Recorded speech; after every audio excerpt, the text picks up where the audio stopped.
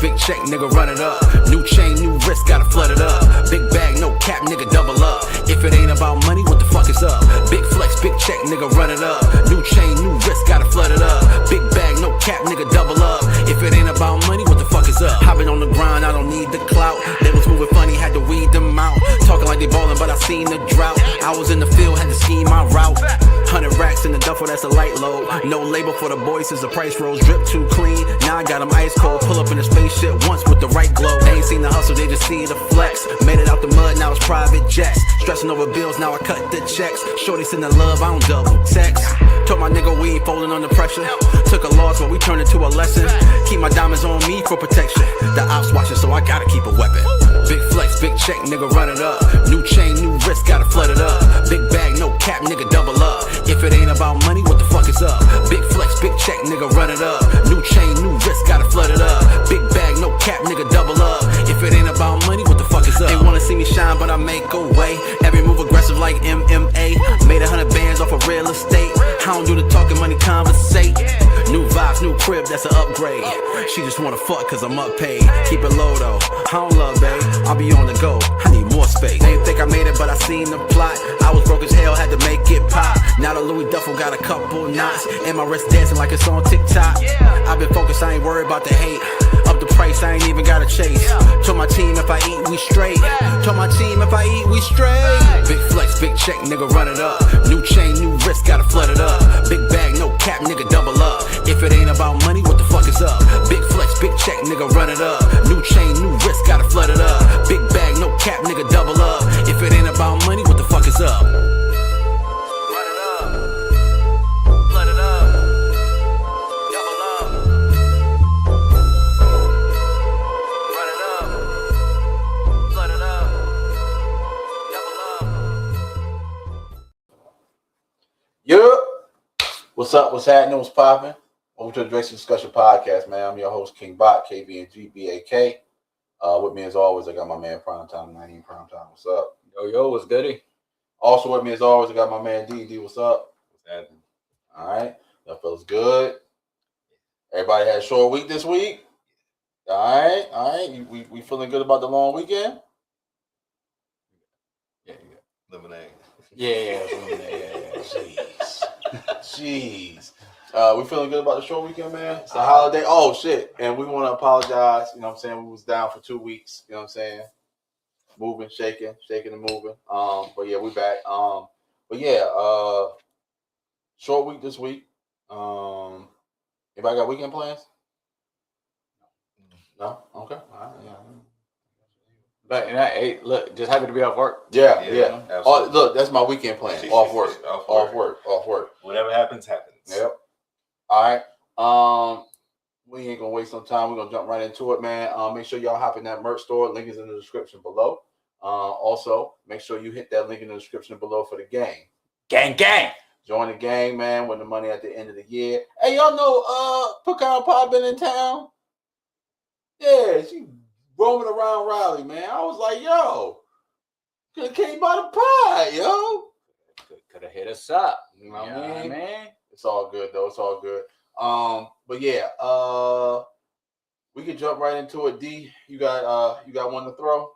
I do. And I hope you watching this episode, you pussy ass nigga. Shit. To your mans. Whose mans? Yo, op.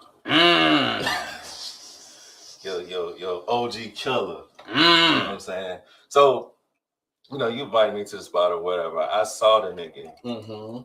We made eye contact and he put his head down and walked away in a different direction. Mm-hmm. So I'm wondering, like, what I do to this nigga? Mm-hmm. Come to find out, talking to Prime seen him since the incident happened and he dapped him up and everything. You know what I'm saying? I'm looking like, the fuck you mad at me for? You know what I'm saying? Like, y'all best friends. If I'm considered an op, why ain't he? Okay. Like, why you kissing his ass? You know what I'm saying? Like, what the fuck is that about? Okay. I ain't do nothing to you. I treated you like a brother. Pussy ass nigga. Hey, Yeah, I'll join you in launching one, man. Because when we were at the spot, man, and it was kind of funny. So while we were at the spot, me and D were in two different locations. I was on the inside, D was on the outside, right? So D's outside, and I'm inside. I knew a couple people. It was somebody's birthday. I knew a couple people that was celebrating the birthday with the birthday girl, right? So I'm over there chopping it up, boom, boom, boom. And I kind of look at the time, and I'm like, yo, I ain't seen D in a while. D ain't come in here, so I went to go check on D. Yeah. Now, mind you, homie's behind the bar, right? So homie's behind the bar. I'm actually sitting at a table, right? And I hadn't had to come up to the bar because I'm with the birthday people, and everybody keeps buying shots. So I'm good on drinks, like, you know what I'm saying? I don't have to go up to the bar. And if I did, I wouldn't go there. I would go to the one outside with the bartender that I do know that I like to go to, right? So I had a beer in my hand, and I was going to go check on D outside. So the way the spot is kind of set up, it's a bar, and it's a kitchen area that's behind where the DJ sits, right? And it's a little exit right there for employees, or entrance exit for employees. So I'm coming around the table to go to the door. He kind of shoots out right in front of me. You know what I'm saying? I think somebody had stopped me and said, what's up? I dapped him up, and I turned around, and I noticed that he's in front of me, right? So he doesn't know that I'm behind him. He looks behind him real quick, behind his shoulder real quick, and the paleness that hit his face was like crazy. I've never seen anybody like speed up their walk like in an instant like that. I already know he walked fast, but like he sped up his walk to get out that door. I think he thought I was gonna hit him with the bottle. The intrusive thought crossed my mind, but I wasn't gonna do it. You know what I'm saying? It's a nice establishment. I wasn't gonna do that. You know what I'm saying? Like, bro, it's not even that serious, man. But I just thought it was funny that you brought that up, man. Because I was like, that happened. I was just that shit like, pissed me off, bro. Like, how the fuck? Y'all are best friends. That's documented. If he feel that way about you, for real, he should equally hate this motherfucker. And he should be getting the same energy that I'm getting. Because I don't care. You know what I'm saying? Like, I'm like, the fuck I do to you? You know what I'm saying? And I have my glasses on, so I know, nigga, you saw me. You know what I'm saying? Nigga, I saw you. I saw you see me. I saw you see me. So, like, if I ain't have on my glasses, we can. It's arguable if it actually happened, but I saw it with my own eyes. All four.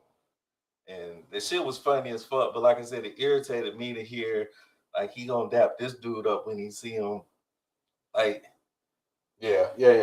I mean, look, at the end of the day, you know what I'm saying, people gonna feel how they gonna feel, and I'm not in the business of, dealing with another man's emotions. You know what I'm saying? I'm cool, bro. I'm cool. You know what I'm saying? Like I was me before I met you. I'm me now. I'm gonna be me when I die. Like, you know what I'm saying? Like, because he legitimately has no claim to have a problem with any of us. Like, with none of us at all. You know what I'm saying? Just be a man. Do what you got to do. You know what I'm saying? If you want to sabotage, then sabotage the right way. You know what I'm saying? And it is what it is. You got a Frank to throw? Nah, I ain't got a Frank to throw, man. I'm gonna let it. Prob was over here like I don't know what to tell you. I'm just the middleman. The middleman. Yeah. All right, for sure, man, for sure. All right, so look, man. Right now, Powerball is up to $1.7 billion. $1.7 billion. And then the so go ahead and jump on that portal, baby. Hey, look, and the Mega Millions is up to was it 100 million? Like 107? No, is it 170 million?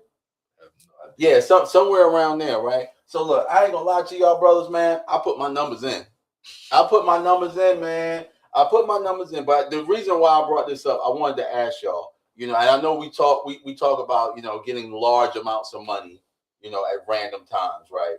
But 1.7 billion, right? Why does this keep going out? You got the time on there. Yeah, but I didn't put it on there. Go away. I don't want the timer on there. How do you edit? Let's go to edit. Yeah, no, we're not showing for turn timer off. I want you to show for the whole time we talking about this topic. All right, cool. All right, so $1.7 billion, right? So I think the cash payout after the taxes is like 700 million, somewhere around there, right? After the taxes. What would you do if, first of all, are you taking the cash payout or are you getting it paid over time? Cash payout. Cash payout? What you doing, D? At my age, I would take the cash payout. All right. Yeah. So, I was torn in between, right? So it's like, damn, if I hit, am I gonna take the cash payout or am I gonna get paid? I'm gonna take the cash payout. I'm gonna take the cash payout, and this is why I'm gonna take the cash payout. Well, I don't want to say fully. I'm thinking cash payout, but if it's a really big of a number to take that, if they take a lot of that chunk, it might not be worth to do the cash payout. I'm gonna tell you. Like I said, because of my age, what I'm saying? I'm gonna tell you. Waiting for my money. I'm gonna tell you why. No matter what, because the cash payout is over how many years? Oh, I think it's over like 30 years or something like that. That's what I'm saying. Right. It's like a mortgage, whatever the mortgage time frame is. So listen, all right, and I want everybody listening to pay attention to what I'm about to say. Doesn't matter what age you are, it's better to take the cash payout. Because think about it, right? Let's say, just for instance, it depends on the cut. Hold on, wait. No.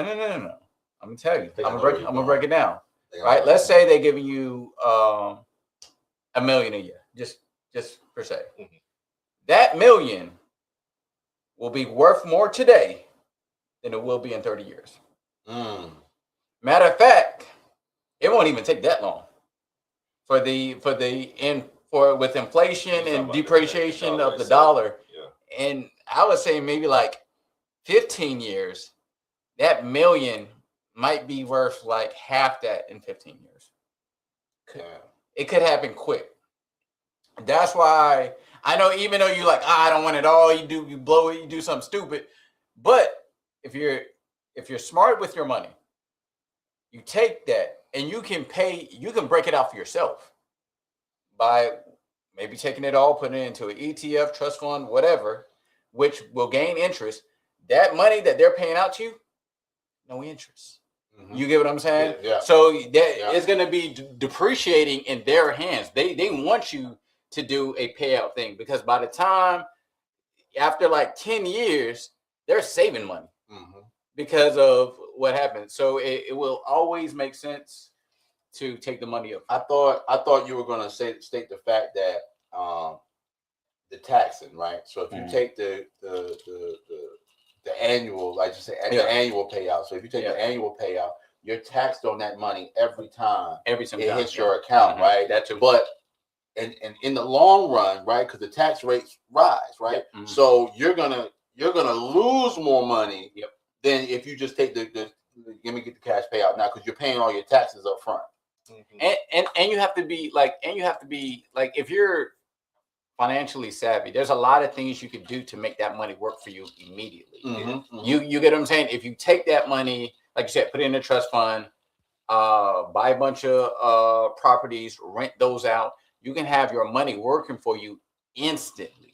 Yeah. Versus you can make double of what you invested in it. You know right. Depending on how you work it. Now, like, obviously, like, let's be real, like, most niggas gonna blow most of that, but you can take at least half of that and invest it and double that to where the money you blow, you're recouping it. Mm-hmm. So it's better to have that money working for you. Because I thought through this whole scenario before. Yeah. And then I was like, wait a minute, I did the math, and because like you got to think about it, right? Because a lot of people be like, oh man, I'm making worth more than my parents, but the 40,000 that they were making, not the same as the 40,000 a day. Absolutely not. You know what I'm saying? Not. That 40,000. They were supporting a 5-6 person household with 40K. That's the only income that was coming in. 40,000 your parents were making when you was a kid. It's kind of like 80,000 a day. You get what I'm saying? So I'd say even 90, almost 100. Could be, bro. Like 100K ain't even like really. Like, no, you barely scratching the surface. You can't even really like. You can't even really like. You just. but like what I'm saying is like back in the day, like when I say back in the day, I'm thinking 90s. 100K means big house, 4 bedrooms, 3 full baths, white picket fence with a yard. Yeah. That's what 100K would get you. With 2-3 cars in the garage. Yep. That's what 100K would get you in the 90s. Now, I don't know, bro. Yeah, 100K. I don't know, bro. 100K gets you a 2-bed, 2-bath. Maybe a townhome. Yeah, Townhome. 2-bed, 2-bath. You got a garage, not a 2-car garage, but you got a garage. Oh, or you might not have a garage depending on where you live. If you live in Briar Creek, you ain't got no garage. And I'm talking about this is for someone with like 4 kids too. They got 4 kids too. Not you living by yourself. This is what you can afford with your 4 kids. That's what 100K was getting you back in the 90s. 100K now? I don't know, bro. You got it looks different. you got you 3-4 kids, bro. You living pretty humble. Yeah, it looks different, man. Yeah. Like I'm always of the ilk of. Well, I say this, man. I say this, and I tried to do the marriage thing the right way, the Islamic way, right? And coming across the women, especially the foreign women, right, that be like, oh yeah, I'm not gonna work. It's like, yo, fam, this ain't gonna work. Because first of all, I come from a working 2-parent household. You know what I'm saying? So I don't know anything but that, and it feels weird to me. And then secondly, like, okay, the chores with the kids, yeah, it was mainly on my mom. I will say that. But my dad did step in for some things, like the things that he needed to step in for. You know what I'm saying? Like if my mom left me and my brother with my dad, we wasn't gonna die. We might have been hungry a little bit, but I was old enough at that point to, if I was hungry, I'm gonna fix food. I was technically the parent to my little brother. You know what I'm saying? Because I made sure latchkey. We was latchkey kids. So when we get home, we knew how to make ourselves something to eat. We knew we had to have that homework done. You know what I'm saying? If you had younger siblings, their homework had to be done too. You know what I'm saying? And you knew not to answer the door for nobody. I should have put that UPS thing on here too, man. Oh shit. Yeah, I think I need to, since I'm thinking about it, I'm gonna go ahead and put it up here, man. That was crazy. What's it? UPS fakes. Let's do UPS fakes.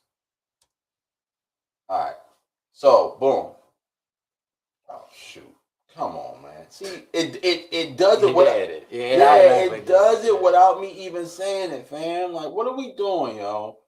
Count your days, stream, y'all. Count your days. You gotta go change the defaults or something. Man, yeah, something, man. All right. So, have y'all seen the video? No. All right. So, these 2 guys, right? It's 2 black guys. I pull it up right now. Yeah. You can probably pull it up while we're talking about it. These 2 black guys come. I'm gonna pass it off to you because I couldn't watch the video in its entirety, right? So there's 2 UPS guys. They come to a door, they knock on the door. They're delivering a package, right?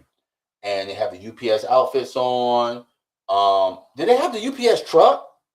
I didn't see the truck, but I didn't see the truck either. But I just want to. He pulling it up. He can probably tell. Yeah. So I just wanted to speak on the first part. Yeah. Because for me, I wouldn't have opened the door. Not only that, there's 2 of them. When is there ever 2 UPS guys? Right. But sometimes they're training somebody, right? So they got to show them how to work the machine.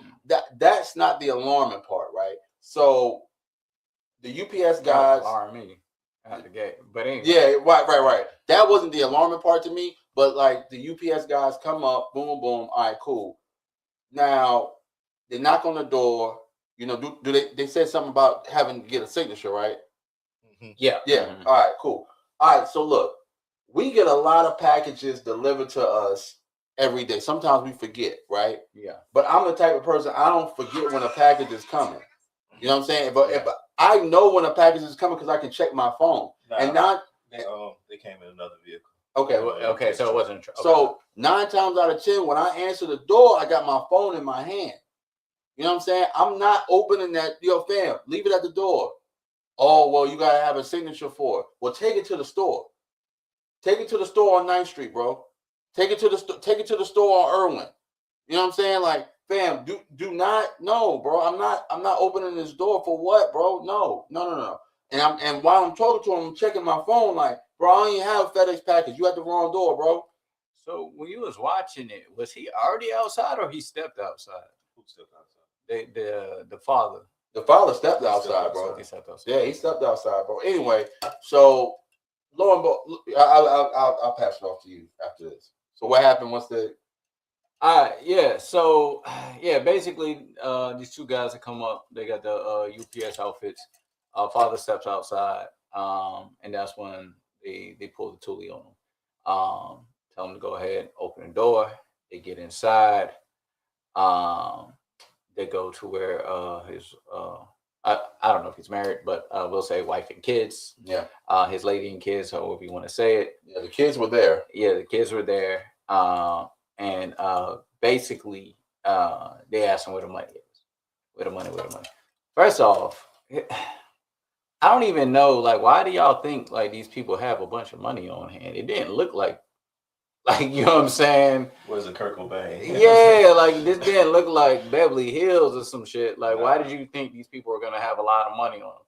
Anyway, so apparently they gave them some money,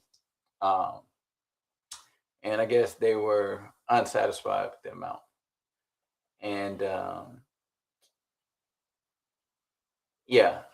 long story short, they shoot both the mom and the dad.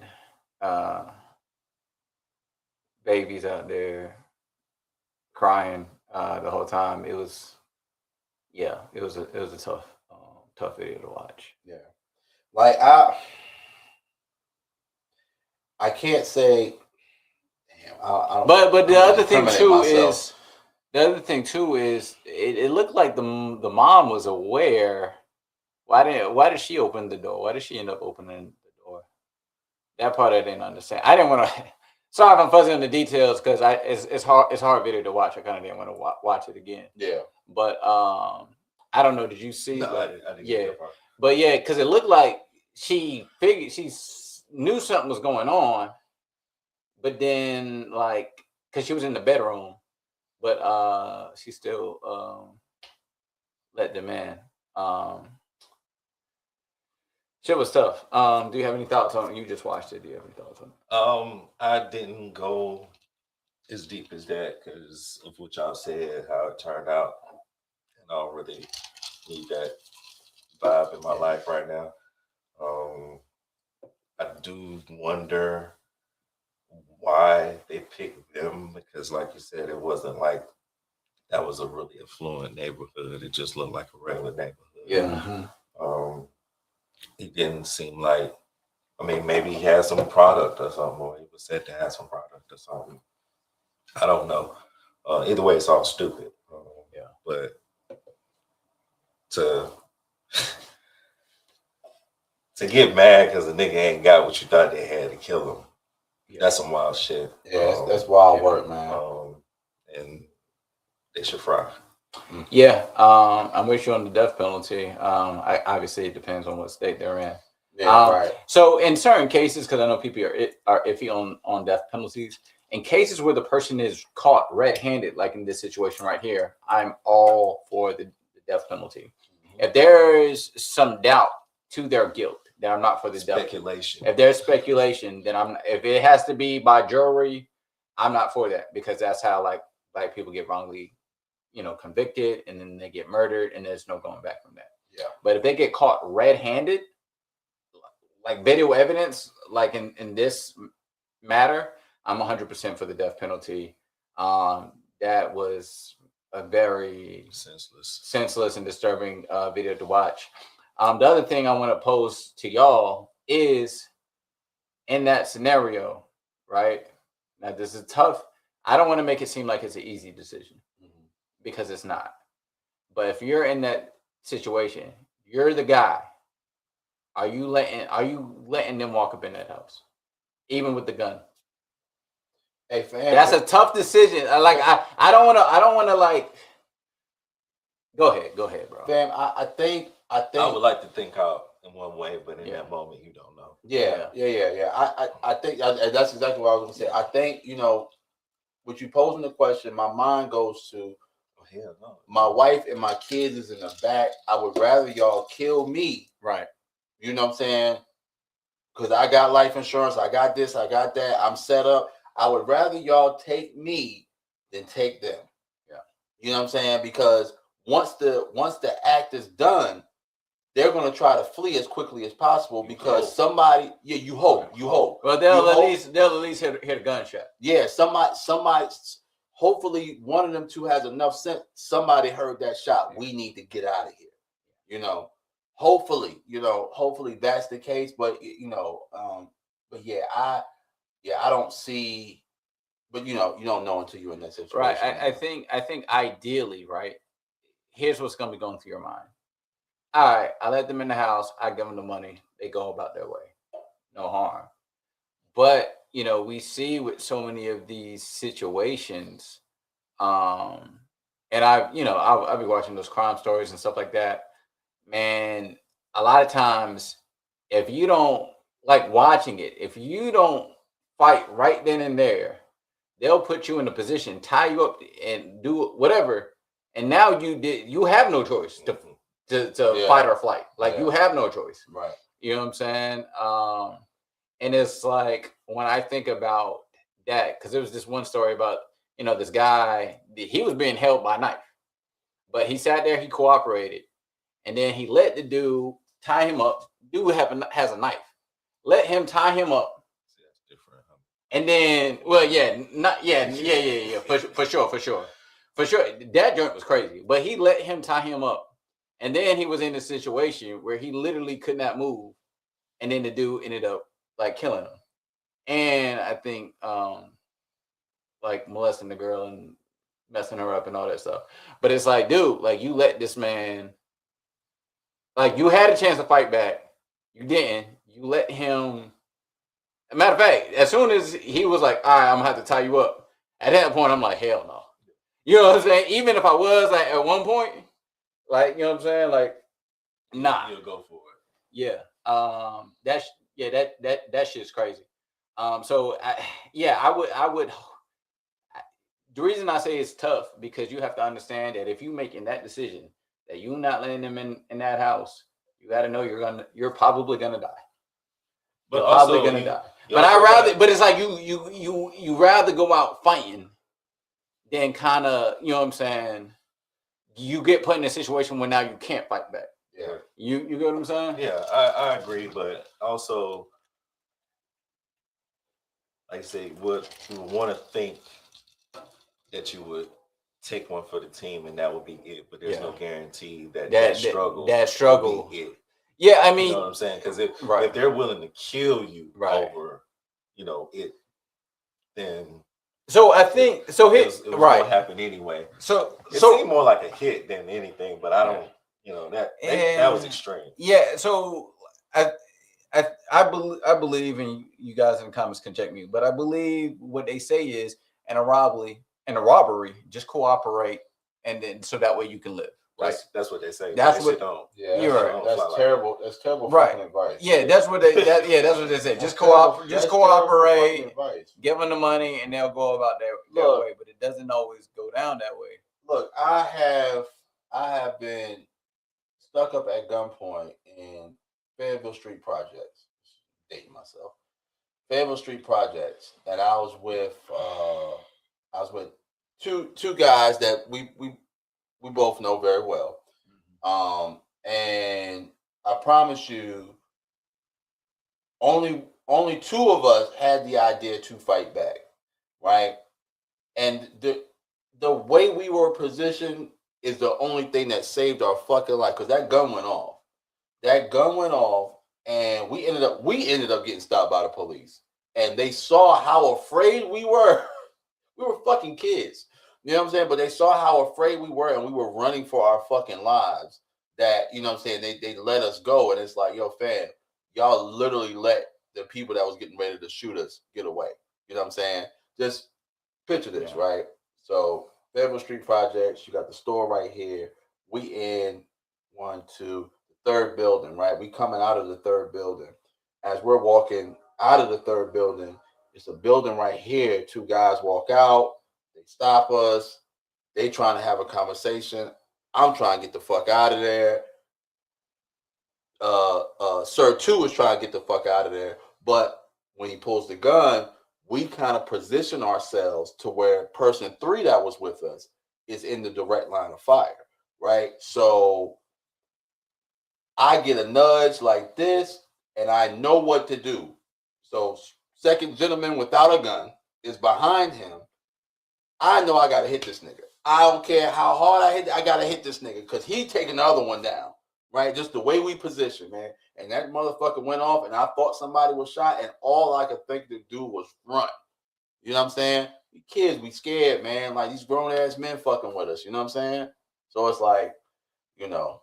What else you gonna do? Yeah, fuck else you gonna do, man? The fuck else like, you bro, gonna there's no real shame in that, bro. Like, I'll be in this situation now. I heard a gun go off. I'm running. Yeah, no, for sure. Kid or not, bro. Like, what you? You was out there at home, gun. Like, yo, I was in my car. I was in my car. I said, that's a gunshot. Who the fuck? And I see 4 chicks run by my car just like that. I said, oh hell. I said, oh hell. What you gonna do, bro? Gun go, you run your ass off and hope that nigga got poor aim. Yeah, man.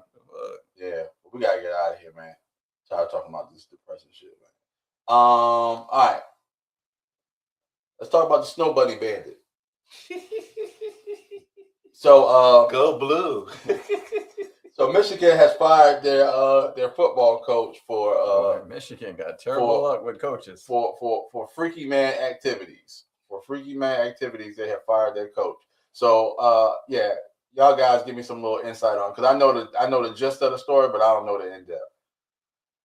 How well do you know it? I know bare minimum. Okay, all right, fine. I knew this was a Utah. I knew this was a Utah.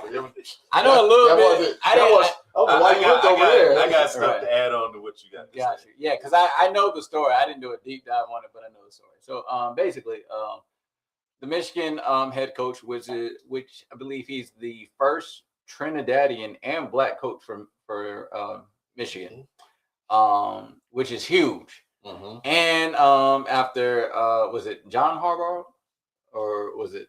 I always get the brothers mixed up. Anyway, one of them Harbaughs was the coach. He ended up in some shit, so he had to get the fuck up out of it. This is what makes it even more hilarious, because they just had some issues with their prior coach, and then he had to run out of there. Was pretty much banned from coaching any other college football team. But y'all gotta do better vetting, Michigan. But you know how these white people do. What do you know? Now he's coaching the Los Angeles Chargers, so it still worked out for him, and he's still making money. So it didn't even fucking matter. So anyway, so that's how we got the first Trinidadian black Michigan football coach. When he took over, he killed it. They beat Alabama twice. So he's rolling. They gave him a nice little contract. What was it $5 million a year? Something like that. Something like that. $5 million a year. And so he's doing great in life. He's married to a white woman. And watch out for the kids. Snow bunnies. Got kids too. Yeah, got kids too. But snow bunnies, man. But one snow bunny wasn't enough. He saw some other snow bunnies. And this is the crazy part. He gonna pick a snow bunny that he work with. And that matter of fact that he's above. So someone who reports to him in the workplace, that's a huge no. HR violation. HR violation. So basically, old girl, I don't know what happened between them, but she outed his ass. And so he didn't want to leave his wife. They never want to leave their wife. Why do y'all ever think the man gonna leave his wife? He's not. Because they've been saying it the whole time. Why they in the coochie? I'm gonna leave her. I'm gonna leave her for you. We gonna do some things. Fuck them kids. Never leave. Unless you're Swiss Beats, then you leave your wife. For Alicia Keys, nigga. But anyway. But yeah, I was about to say. Anyway, so he so he gets outed. So he crashes out. Pops up at old girl's crib. He has a knife. Doesn't threaten to kill her. Threatens to kill himself. And talks about how you ruined my life. You ruined everything. So go ahead and jump on that portal, baby. And then eventually he ends up leaving. She calls the cops. Funny is she called a lawyer first. She was thinking about the bag the whole time. The whole time. She knew The what it was. whole time. The whole thing was a setup. She knew what it was. It's a situation, man, where it's like, bro, dog, as the coach, you know what it is. She know what it is. She's not innocent. She was plotting and planning. Yep. But it's you who's gonna be fucking in, not her. Not her. You was plotting on cheating on your wife. She was plotting on taking your money. And you let it happen. And it's crazy because the whole Shannon Sharp thing happened. Y'all better listen to Cat Williams, man. And nigga ain't learned shit. Niggas ain't learned shit. White woman to take you down in 2 weekends. Yeah. Come on, man. Shit, sometimes less than that. Shit, a news cycle. That's a week. So the crazy part is he made it worse because he could have just been a cheater. He could have been Ime Udoka. You know what I'm saying? Could have just lost his job, and then later on you could have just got a new job. Like, you know what I'm saying? Niggas cheat all the time. It's all good. But Terrible. but now you go and you crash out. You crash out because you mad about your reputation, and you fucked it up. You fucked it up. Now they're like, we ain't never gonna hire these niggas again. That's what the white folk are saying. But I wouldn't hire him either. yeah, but terrible. But yeah, like, yeah, now you facing criminal charges. Was it stalking, breaking and entering, and something else? But yeah, now you're facing criminal charges. Facing charges when all you did was cheat. Yeah. You should have just left it at cheating. And now you're facing criminal charges, which is completely. It's just like, dog, bro, you just made it even worse. Like, and I don't understand it, right? Especially with the, we have Shannon Sharp, we have the Ime Udoka situation. Like, and I'm not saying cheat, bro, but if you gon' cheat, it is too okay. If you don't, you know what I mean? If you just have to cheat, you're just like, bro, I just got it. You know what I'm saying? Like, and you're rich. You're rich. I don't get it. You can go anywhere. You can go why you just gotta have that assistant, huh? Something about that assistant. But you know what they always say? They always say women cheat up, men cheat down. He can cheat downtown, down the street. Not in the same building. Not in the same. Don't cheat. That relationship jeopardizes your money. Yeah, for sure. So why would you invest in something that's going to jeopardize your money like that? Listen, like, we're not talking about fucking working at Walmart. Said just don't cheat.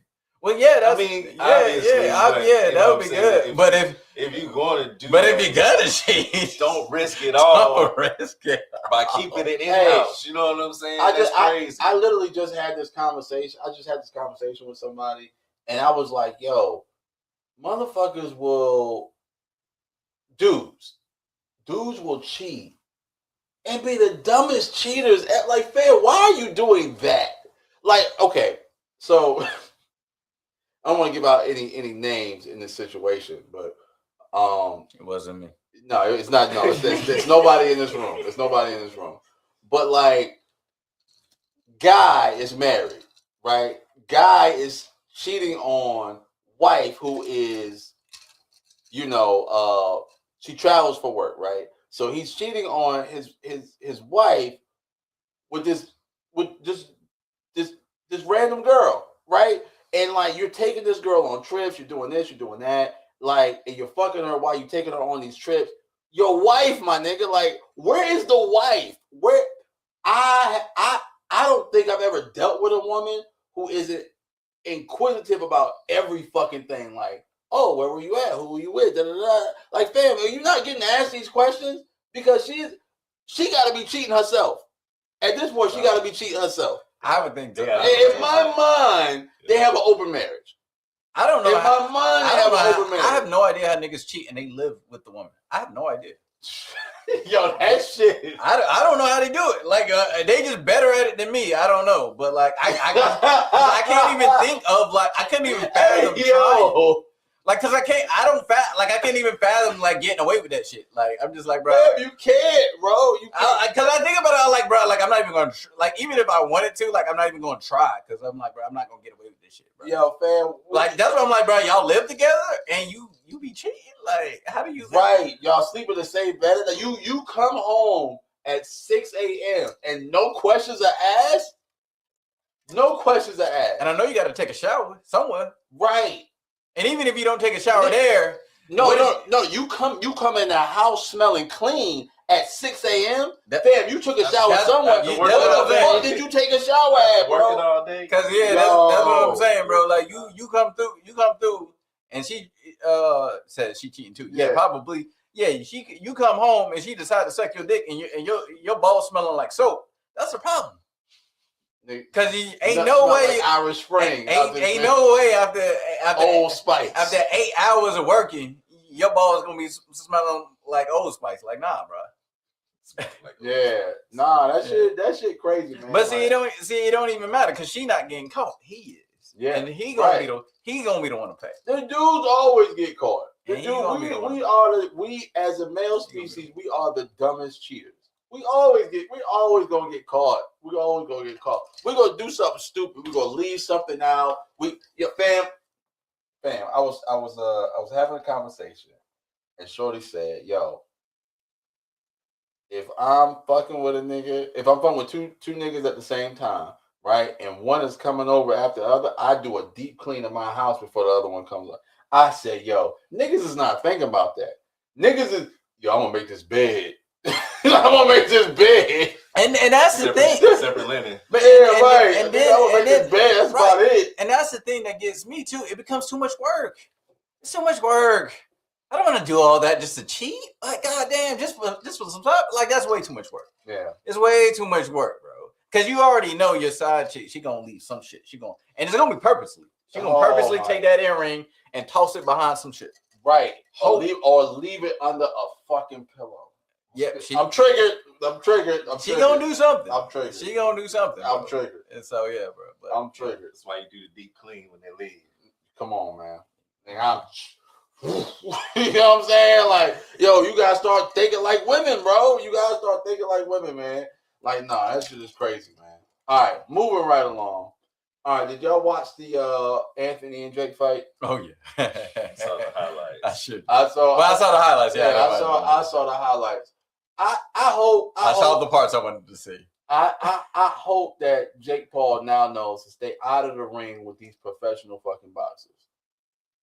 Yeah, at least none that are still in their prime. Right. Like, bro, did you see like the aftermath of his jaw?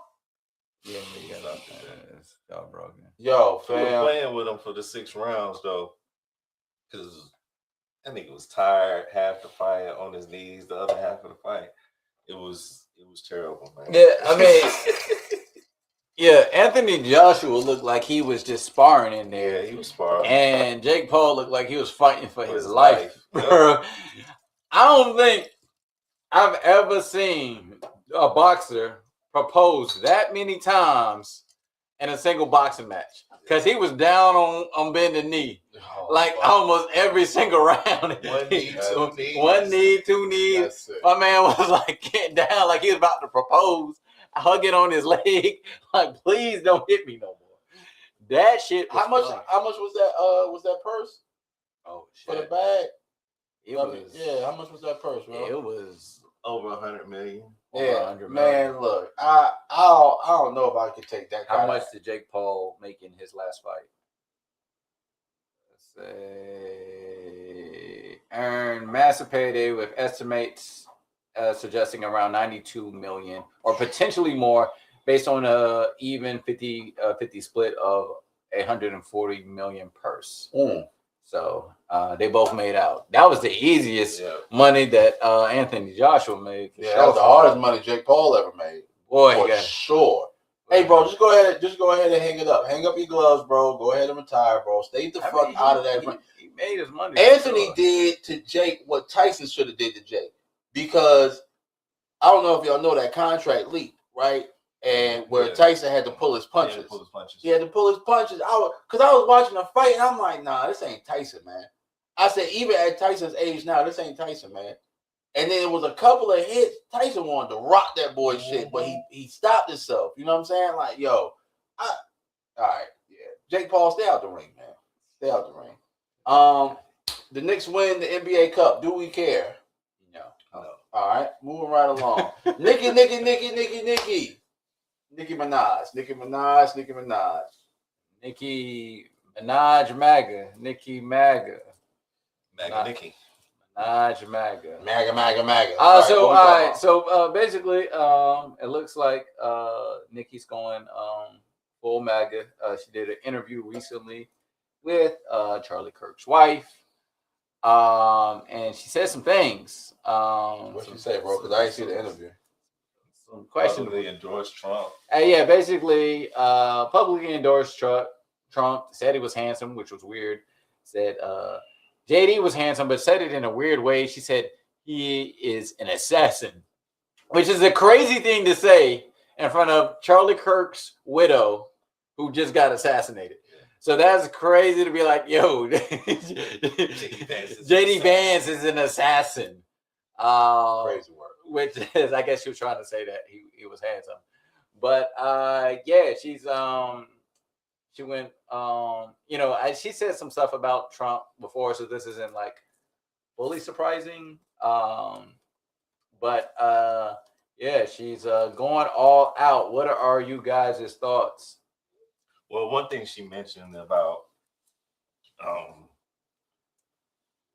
white women shouldn't have to apologize. Oh shit! I forgot about that. For their beauty, which is kind of weird. She said white women should not have to apologize for their beauty. That's what she said? Yeah. Insane. Continue. She said a lot of weird stuff.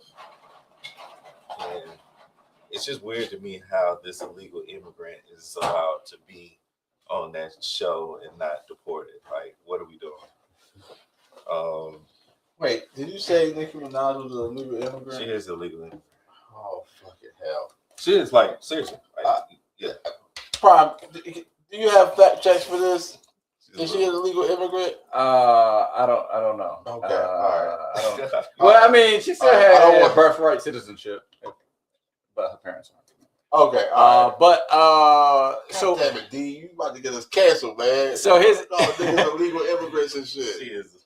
But his thing about her comments about the white beauty and shit like that, right? Like on face value, like she's not like necessarily wrong, but like fam, like we don't need to defend like white beauty. Like you understand what I'm saying? Like white beauty is such a weird thing to say. It says Nicki Minaj is not a U.S. citizen, despite living in America since the age of 5 after arriving from Trinidad. And okay, so she wasn't born. Child, immigrant paying millions in taxes. I stand corrected. Fair enough. I don't need to read no more. All right, stand corrected. Illegal immigrant, get him out of here. Get him done, MAGA, right? That's what y'all be saying, right? Get her done. You do have the red shirt on. Yeah. Get her done, MAGA. Yeah, all right, man. But yeah, I did, because the thing is, bro, like, fam, like we know with the beauty disparities and like how if you put, and for a long time they fix this, but if you Google beautiful woman, the searches would be nothing but white women. You get what I'm saying? So it's like, fam, like colorism is a thing. As far when as you when you have like so much trauma and the stuff that's happened to like black women specifically, like we like really it's like, fam, like why are you up here defending white beauty? Like it doesn't need defending. It doesn't need defending. Matter of fact, we're still having. They set the beauty standards. So what are they talking about? Like, but what are we talking about? because this is what I'm saying, right? I mean, now, I know. Now that it's finally starting to like flip a little bit, like not even a lot, like it's just a little bit. Like maybe she said it to say in America. Hilarious. Well, people saying that she's trying to get a pardon for her for her PDF husband. But trying to get his record clean. Yeah. But yeah, man, like fam, like that's what I'm saying. Get her done. Yeah, bro. Right, like, fam. Like the type of stuff that Black women have been through in this country, and like still going through. Like this is it just comes off like weird. And then let's not forget a few weeks ago, she called Cardi B baby a monkey. Yeah. So what are we doing? Get her done. Get her out of here. Yo, first of all, she need to leave Cardi alone. Like, this is what I would have wanted. She need to leave everybody alone. She right. Let everybody. Yeah, right. But this is what I would have wanted to happen. For her not to view Cardi as a threat, but an ally. You know what I'm saying? Helped her out. Yeah, you know what I'm saying? Groomed her. You know what I'm saying? Like, well, no, groomed her sounds weird. But you know what I'm saying? As far as musically, right? Musically. Right there. Her and Petty. Her and Petty right there. No. With the grooming. No. Not groomed her like that, but groomed her like as far as, how to maneuver through the music industry as a Black woman. You know what I'm saying? Like, I wish that would have happened because we need more of that. You know what I'm saying? Like, you look at these cats that jump into hip hop now, these young boys that jump into hip hop now, and they're dissing the old heads. Like Nas, I ain't hearing no Nas. I ain't, you know what I'm saying? If I had a conversation, Jay-Z or the money, I'm taking the money. No, bro, you're already getting the money. Have that conversation with Jay-Z, bro, because he could probably tell you some things that you don't know yet. Because he's been in the industry 30, almost 40 years. You know what I'm saying? Like, I just feel like, you know what I'm saying, that needs to happen across hip hop, you know what I'm saying? And we probably get better music. You know what I'm saying? Like, the little politics in hip hop are what's really eating at the music. You know what I'm saying? We would probably get better music, man. Because in the early 2000s, these cats would have never been let in the door. Late 90s, early 2000s, these cats would have never been let in the door. I promise you. Soulja Boy snuck in, but he did it in a creative way. He snuck in. Started a whole... He snuck... No. Soulja Boy was smart. He said, people are going to hear my songs. I'm going to put my song on Napster. I'm going to put my song on LimeWire. And I'm going to name it the hottest artist, 50 Cent. 50 Cent's new song in the club. We were downloading that joint. And it's you. What is this? What is this? Hey, yo, you heard that dude 50 song? What is that?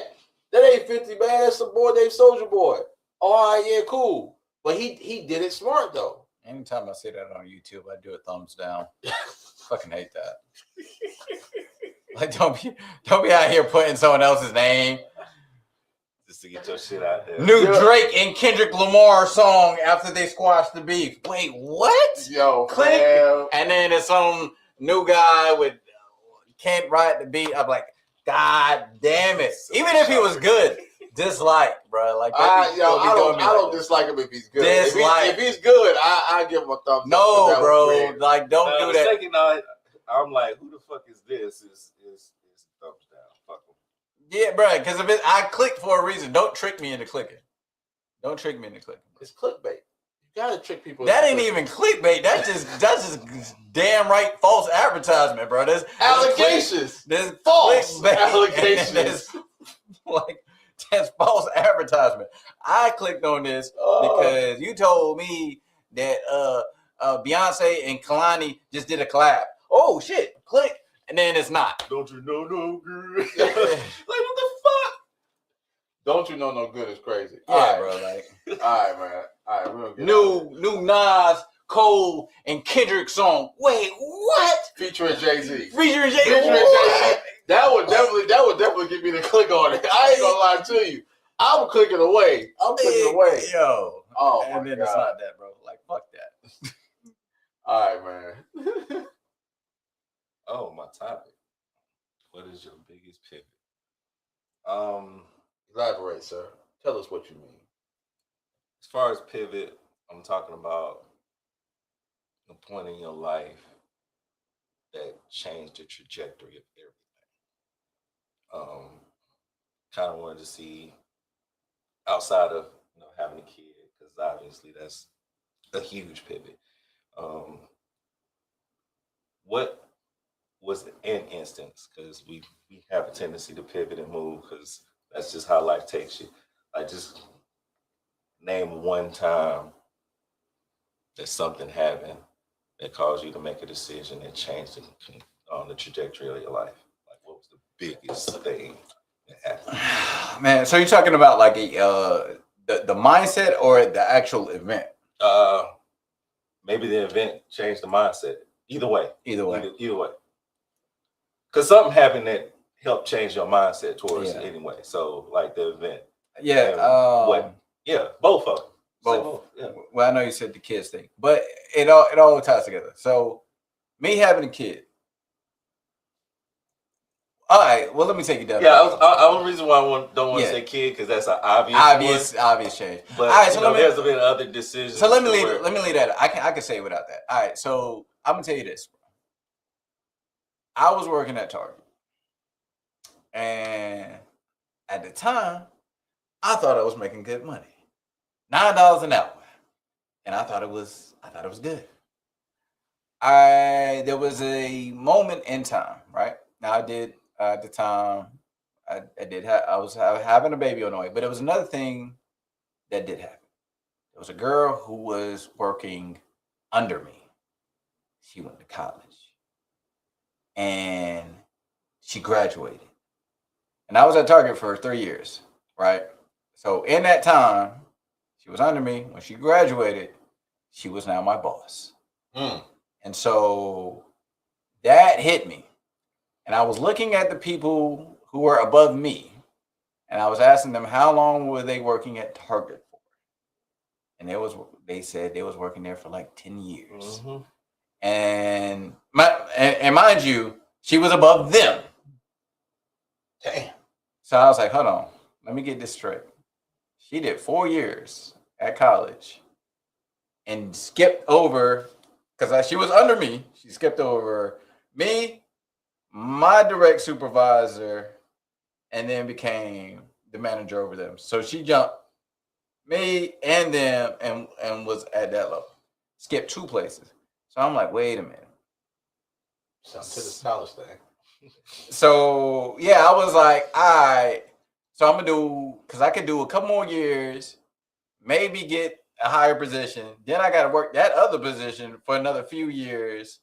And I was like, or I could just go to college and then kind of do what she did. Even though I wasn't trying to become like manager of a retail store, but it kind of opened my eyes to. And here's the thing: I college was always in the back of my mind, but I was kind of bullshit. Like, yeah, I'll go. I'll go today. Maybe I'll go tomorrow. Kind of like the commercial. Don't go today. Don't go tomorrow. Why CPI? Take your ass today. Go today, man. What you doing? You sitting on the couch. You ain't doing shit. You ain't doing shit. Sign up for college. And I'm sitting there watching them drugs like, man, fuck you, please. You know what I'm saying? So that was me. I hated that nigga, man. I did. I hate that nigga. But like at the time, you know what I'm saying? Like it wasn't pressing. And like I had a promotion. So I was above like most of the people like my age. Even though like I was only making like $1 more. But at the time, bro, I was like, niggas get that $1 more and start holding their dick. Hey yo, fam, I'll slap the fuck out of you on this floor. Dude. No, yeah, because I think I was making like $10 an hour or something like that. And like everybody was making like $8.30, you know what I'm saying? So I'm like, oh nigga, I worked in retail before. I know. You know. I got $1.50 more than y'all niggas. I'll slap the fuck out of you. You know what I'm saying? So anyway, yeah. Pipe down, nigga. You was just here yesterday. And so yeah, I was, Your people was weird. They was acting like when I got the promotion, they were like, "Oh wait, like I can't do nothing because you know what I'm saying." I'm like, bro, I'm still the same dude, bro. Like I'm not gonna snitch on y'all, bro. Like, but it's different. It's it's different. Once you get that promotion, But yeah, so I'll talk to it when I talk about it. So I would say I would consider that the biggest pivot because that led to other pivots in my life. And so I got to go back to that. And that took me to college, which got me to graduate, which got me into IT, and which got me to like where I am now. So I would say like that moment, that realization, and also shout out to my cousin who was also in IT, and he was making bank. So that was another influence because I was like, oh shit, like he was out there, man. You know Abu Bakr, man. Yeah, man. He's over there in Dubai out there. Taking. So that was like another like influence. I was like, okay. And at the time, I was like, I can just do it 2 years. So shit's, you know what I'm saying? Like I ain't got to do the whole 4 year. I still ended up doing the 4 year, but in my head, I was like, I'm gonna do this 2 years, get me a job. But you know what I'm saying? So yeah, I had 2 pivots. Can I say 2 pivots? Yeah. All right, yeah. So I mean, we all have more than one, but yeah. But I had two major pivots, bro.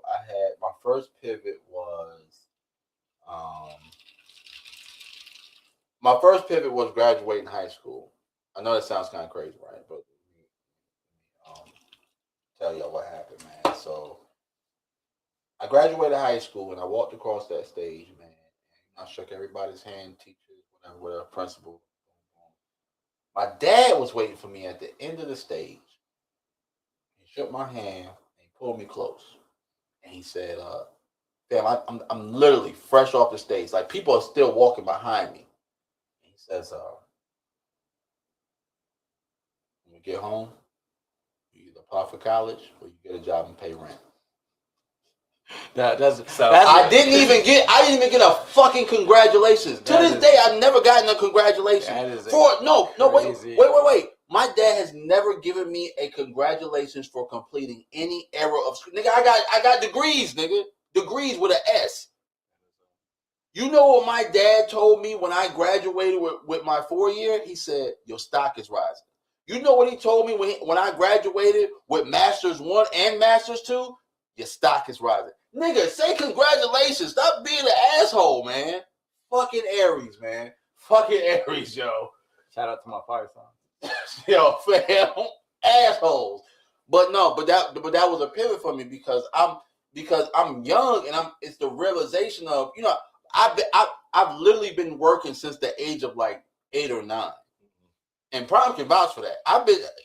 Fam, some Saturdays I couldn't hang out with this nigga. Fam, I gotta work. Working at the barbershop, nigga. I gotta work a couple hours, but guess what? Once I get off, I'm gonna catch the bus and be over there wherever y'all at. You know what I'm saying? We ain't had cell phones back then. So nigga needed to be at the house. If he wasn't at the house to answer the phone, you know what I'm saying? Like, fam, I don't know where niggas is at. So I'm just lost in the sauce. You know what I'm saying? But yeah, that was a realization. And then the second realization was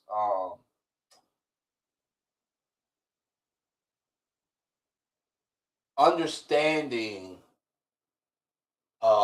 longevity in life with pay. So I looked at my parents, like it was an instance, man, and the shit, it's kind of hard to talk about this, man. It was an instance to where my mom had called me and actually talked to me about the finances that were happening in my parents. I had moved out by this time, right? So she was talking to me about the finances that were happening in my parents' home. And I'm asking questions that she nor my father had the answer to as far as retirement, as far as like the house that my parents stay in, everybody thinks my parents own that house. They don't. I did. Right. Now, this has been my friend since kindergarten. You know what I'm saying? The house that my parents are in, everybody thought my parents owned. They don't own that house, bro. They don't own the house. It was an instance that came That up. was there forever. Bro. So the lady that rented them the house was a friend of the family. She passed away. She was older. She passed away. Right? John would have been paid off by now. Anyway, go ahead. Yo, fam, nigga, I'm 37, bro. I'm 37. They've been living in the house a long time. I'm 37, bro. So you got that event happened, right? And then the son took over, right? The son ended up passing away. The daughter took over. The daughter is back in Jersey, right? But she had made the phone call to my parents and say, "Oh, I'm moving down there. I don't know when, but whenever I move down there, y'all gotta move out." They can do that because the lease is so loose, right? The lease look like it's written on fucking scrotum paper. That shit is falling apart. That's how old that lease is, bro. That shit is. I've seen it. I've held it in my hands, bro. I was scared it was going to disintegrate.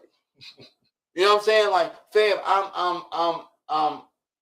when that was brought to me, I never want to be in a position like that. And I take it back to it's little jewels that my dad used to give me. Even though my dad was an asshole, well, is an asshole, but he gave me little jewels though.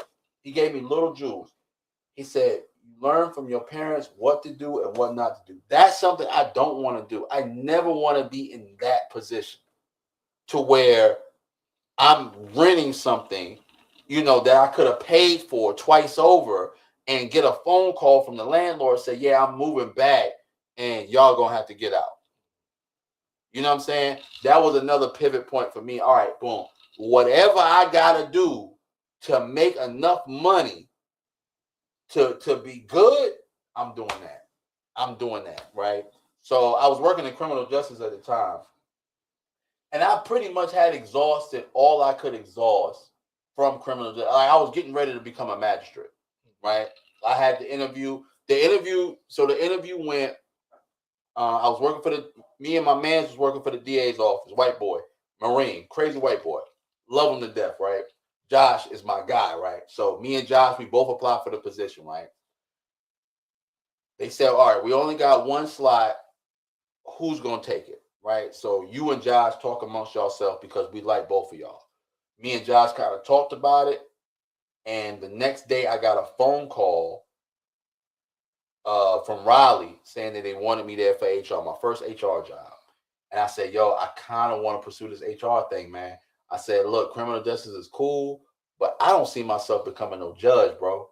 You know what I'm saying? Like, I don't see myself running for public office or nothing like that, man." I said, at the end of the day, you know what I'm saying? Like, I'm gonna go. You take that. You take that because you cemented in Guilford County, bro. Like, you got family here. Your entire family is literally they literally own a whole street. You know what I'm saying? Like when him and I did the concealed carry classes, right? We would do the shooting part behind his house. We would do the lesson part is a church on the street that his family owned. How you own a church? You get what I'm saying? That's how you own the street. Yeah, fam. Look. He the one, like, I went through my concealed carry with him and then it got my instructor's license through him. You know what I'm saying? He's like, "Yeah, you need to make some extra money." Shit, nigga. Whenever you want to, bro, like, yeah, we can get it. Anyway, long story less long, man. That was, making sure that I made enough money, to not be in that situation. That was another pivot point for me because I never want to be there because that fucking scares me. That fucking scares me. What's yours? For me, when Benjamin caught on fire. Wait, explain. His home. My home. Oh, okay. Well, Yeah. People don't know what Benjamin means. The house. That the one I played basketball in front of. Yeah. Oh shit. I didn't know that's what happened. Okay, continue. I was in the prime of my life, so I thought in Atlanta, had the condo and everything, but I had hit this really bad workaround to where I didn't see my family like I used to see them. And y'all know me, I'm big on family, so it's probably like a good year and a half, maybe 2 years, outside of maybe Thanksgiving, actually spending time with them. And I finally got some time to go off work, went home to visit. I was cooking on the grill, house caught on fire. Fucked me up because watching the house that you grew up in on flames and knowing your family might not have no place to go was weird to me. Because I had my own shit in Atlanta, you know what I'm saying? But I couldn't leave them there. Stayed, helped with the cleanup and stuff. Actually stayed like an additional 3 weeks. Justin was probably like, he was still in high school, like the high school age. But I know it was a long time ago. This is over 10 years ago. yeah. Oh, yeah. Because I remember when it it's probably like closer to 15 years because I moved back in 2010. So it was 2009 when it happened. So it happened in 2009, and what it was is that he was out of high school. But 2000. Yeah, because me and Justin. Yeah, graduated 07. It might have been before then. Youngins. Me and Slum. Nah, I don't think so. I think it was after that. From my recollection, 2008 maybe. I don't know. But yeah, I don't think it was high school though. But it was a long time. Yeah, it was a long time ago. But anyway, the time that I spent up here helping them get together, my girl at the time wanted to visit, and she came to visit me and stuff. And while she was up here, hung out with all of us. And she was like, Derek, I've never seen you smile as hard. Like, you're a completely different person around your family.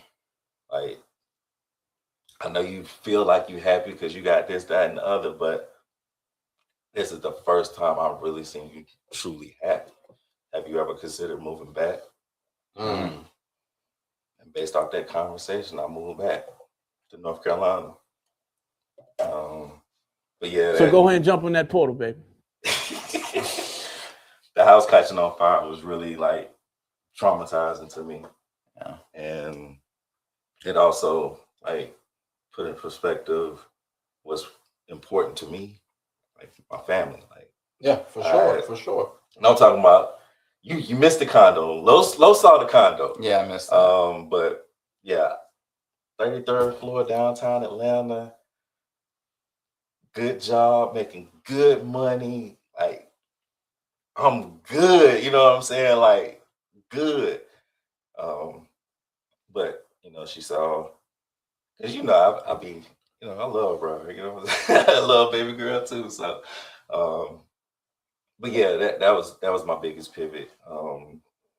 That got me back to North Carolina. Okay, bro, it's not my family, bro. Yo, I just learned new shit about y'all niggas, man. I ain't know nothing about this, man. A man who doesn't spend time with his family is not a real man. Excuses for women. And children. Yeah. Yo, it was so many jewels in that movie, bro. It was So many jewels in that movie. Yes, family is everything. You're absolutely right. You're absolutely right. Man, look, I can't wait to start. Fredo, I love you, but never pick sides against the family. Come on, man. Come on, man. Come on, man. You kiss that nigga in the mouth. You dead, nigga. He kissed you in the mouth. Come on, man. Kiss a day. He grabbed that man's head and kissed him in the mouth. Fredo was scared for his fucking life, yo. My heart, Fredo. He was scared for his fucking life, yo. As he should be. Fam, it was so many jewels in that movie, bro. And if y'all have never watched The Godfather, just take that part was Godfather 2, wasn't it? Yeah. Yeah, that was Godfather 2. Just take the time and watch The Godfather. And don't skip over the Sicilian scenes. When they're talking in Sicilian, don't skip over those scenes because there's jewels in there too. It's jewels in there too, man. Yeah, that was all right. two of the greatest movies. Come on, man. All right. So I wanted to ask y'all fellas, because this conversation came up one night I was out and about, man. Do you follow the friends of your significant others on social media? Not on Why purpose. or why not? Not on purpose. Okay. Like maybe if they were, you know, on the friends list or something. And Already? Okay. But like, if I find out that's your girl, I'm not about to add her or seek her to add to you. I'm not like that. It's not that deep for me. Plus, I don't want to get caught up in no bullshit. Shit, you know what I'm saying? Like, because your friend sent me a friend request. You know what I'm saying? Like, It won't even about all that, but you took it like that. So now he looking at me crazy. Hey, bro, why you sending my girl a friend request? You know what I'm saying? Like, and now we got a problem. You know what I'm saying? Just because of nothing. So, like I said, I don't. No. All right. So Lex, you say yes and no. Why yes and no? You gotta tell us why. You can't just say yes and no. You gotta get some explanation. So I'm kind of with Lex on this too. I'm kind of torn on it. So I would say it depends. It depends on it, right? So for instance, there's situations where there's situations where like I don't want to drop names, but like we knew the girl before the bro came. Okay. Those situations where it's like y'all weren't together. Yeah. We became Facebook friends. Yeah. And it's like, okay, I just didn't unfriend them. Yeah. I don't think that's necessary. Right. Yeah. So in other situations, I've been in where it's like, okay, like let's say we have a group and like it's like a couples group and like we're always hanging out, we're always doing stuff.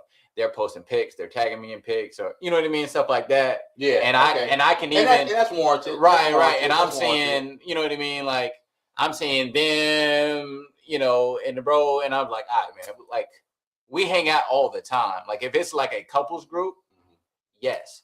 But if it's a scenario where it's like, I don't. Sound like a mom. Okay. I'm doing the podcast. Do you want to say hi to the podcast? Hold on, I'm gonna put you on speakerphone. She said no. No, too late. Too late. You said you wanted to start a podcast, dropping jewels. What's up? No. Beshu's here with me. Say salam alaikum. Assalamu alaikum wa rahmatullahi wa barakatuh. Don't get extra Muslim on the podcast. All right, I talk to you later. Sorry. Too many syllables. Mom's is around. I gotta come correct when Mom's is around. Super Muslim, man. I gotta come correct when Mom's is around. You know what I'm saying? Hey, yo, man. Hey, yo, no, for sure. No, okay, so what were you saying? Yeah, so basically, right, if it's a situation where it's like we have a couples group, we hang out all the time, like we travel together, we do, you know what I mean? You're always around. But if it's like a thing where it's like, you, like you're not around my girl like that at all, or we don't really hang out, but then it's like you adding her. You get what I'm saying? Yeah. Because it's like, it's one thing if I can see you guys interact. You know what I'm saying? And I'm around you while y'all interact and we have this thing or whatever, then it's cool. But if you just like adding her just for the sake of adding her because you seen me with her that one time, like to me, that's weird. Yeah, that's super weird. Yeah. That's super weird. I think for me it's also yes and no as well, but it's yes and no for a different reason. So if I have a rapport with said friend and, you know, me and Shorty gonna pillow talk. So she gonna tell me about her friends and what they into. You know what I'm saying? So if said friend is, this my ride or die, this my girl right here, and I just happen, and we haven't been friends on social media before that, and she adds me, then I'm gonna add her back, but I'm gonna let my lady, hey yo, your friend added me. Oh yeah, I know, I told her to add you, blah blah blah. She do this and that. Okay, cool. You know what I'm saying? I'm fine with that, right? Because I don't post anything on social media, nor do I respond to anything on social media that's going to be detrimental to me or any situation that I'm in. You know what I'm saying? Like I'm hell bent on that. But then, you know, you got the same pillow talk where, yeah, my friend, she a hoe, that motherfucker add me on Facebook. I'm not or Instagram or whatever. I'm not adding her. Hey, babe, she added me. I didn't add her back. Oh yeah, don't add her back. Yeah, I'm not adding her back. I'm gonna leave her right there where she is in the friend request. You know what I'm saying? But it's a conversation that's being had because I want you to know, because I don't want it to oh, your man's was in my DMs. I was never in her DMs, baby. Look, you see, it's 14 minutes ago. That's the whole friend that you got. Yeah. So she tried to add me and I didn't add her. I just want you to know. You see, it's 15 minutes now. They updated, you know. Yeah, I mean, my thing is like your friends are your friends. They're not my friends. Those Yeah. are your Right. those are your friends. Right. So it's like I'm not gonna add them just because like I seen y'all kicking it one time or whatever. You know what I'm saying? Like Yeah.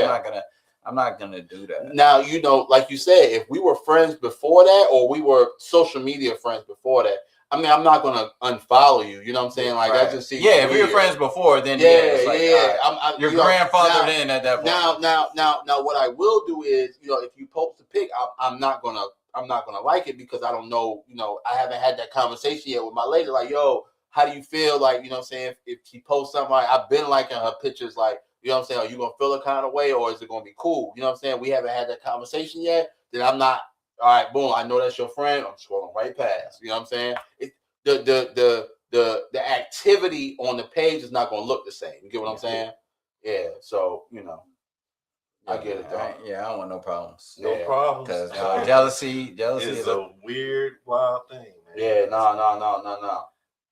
All right, so I put this one up here, man, because it's been a weird week at work last week, man. We got one more. Definitely because Facebook had an error where we just added random mofos and didn't even know them in real life. For sure.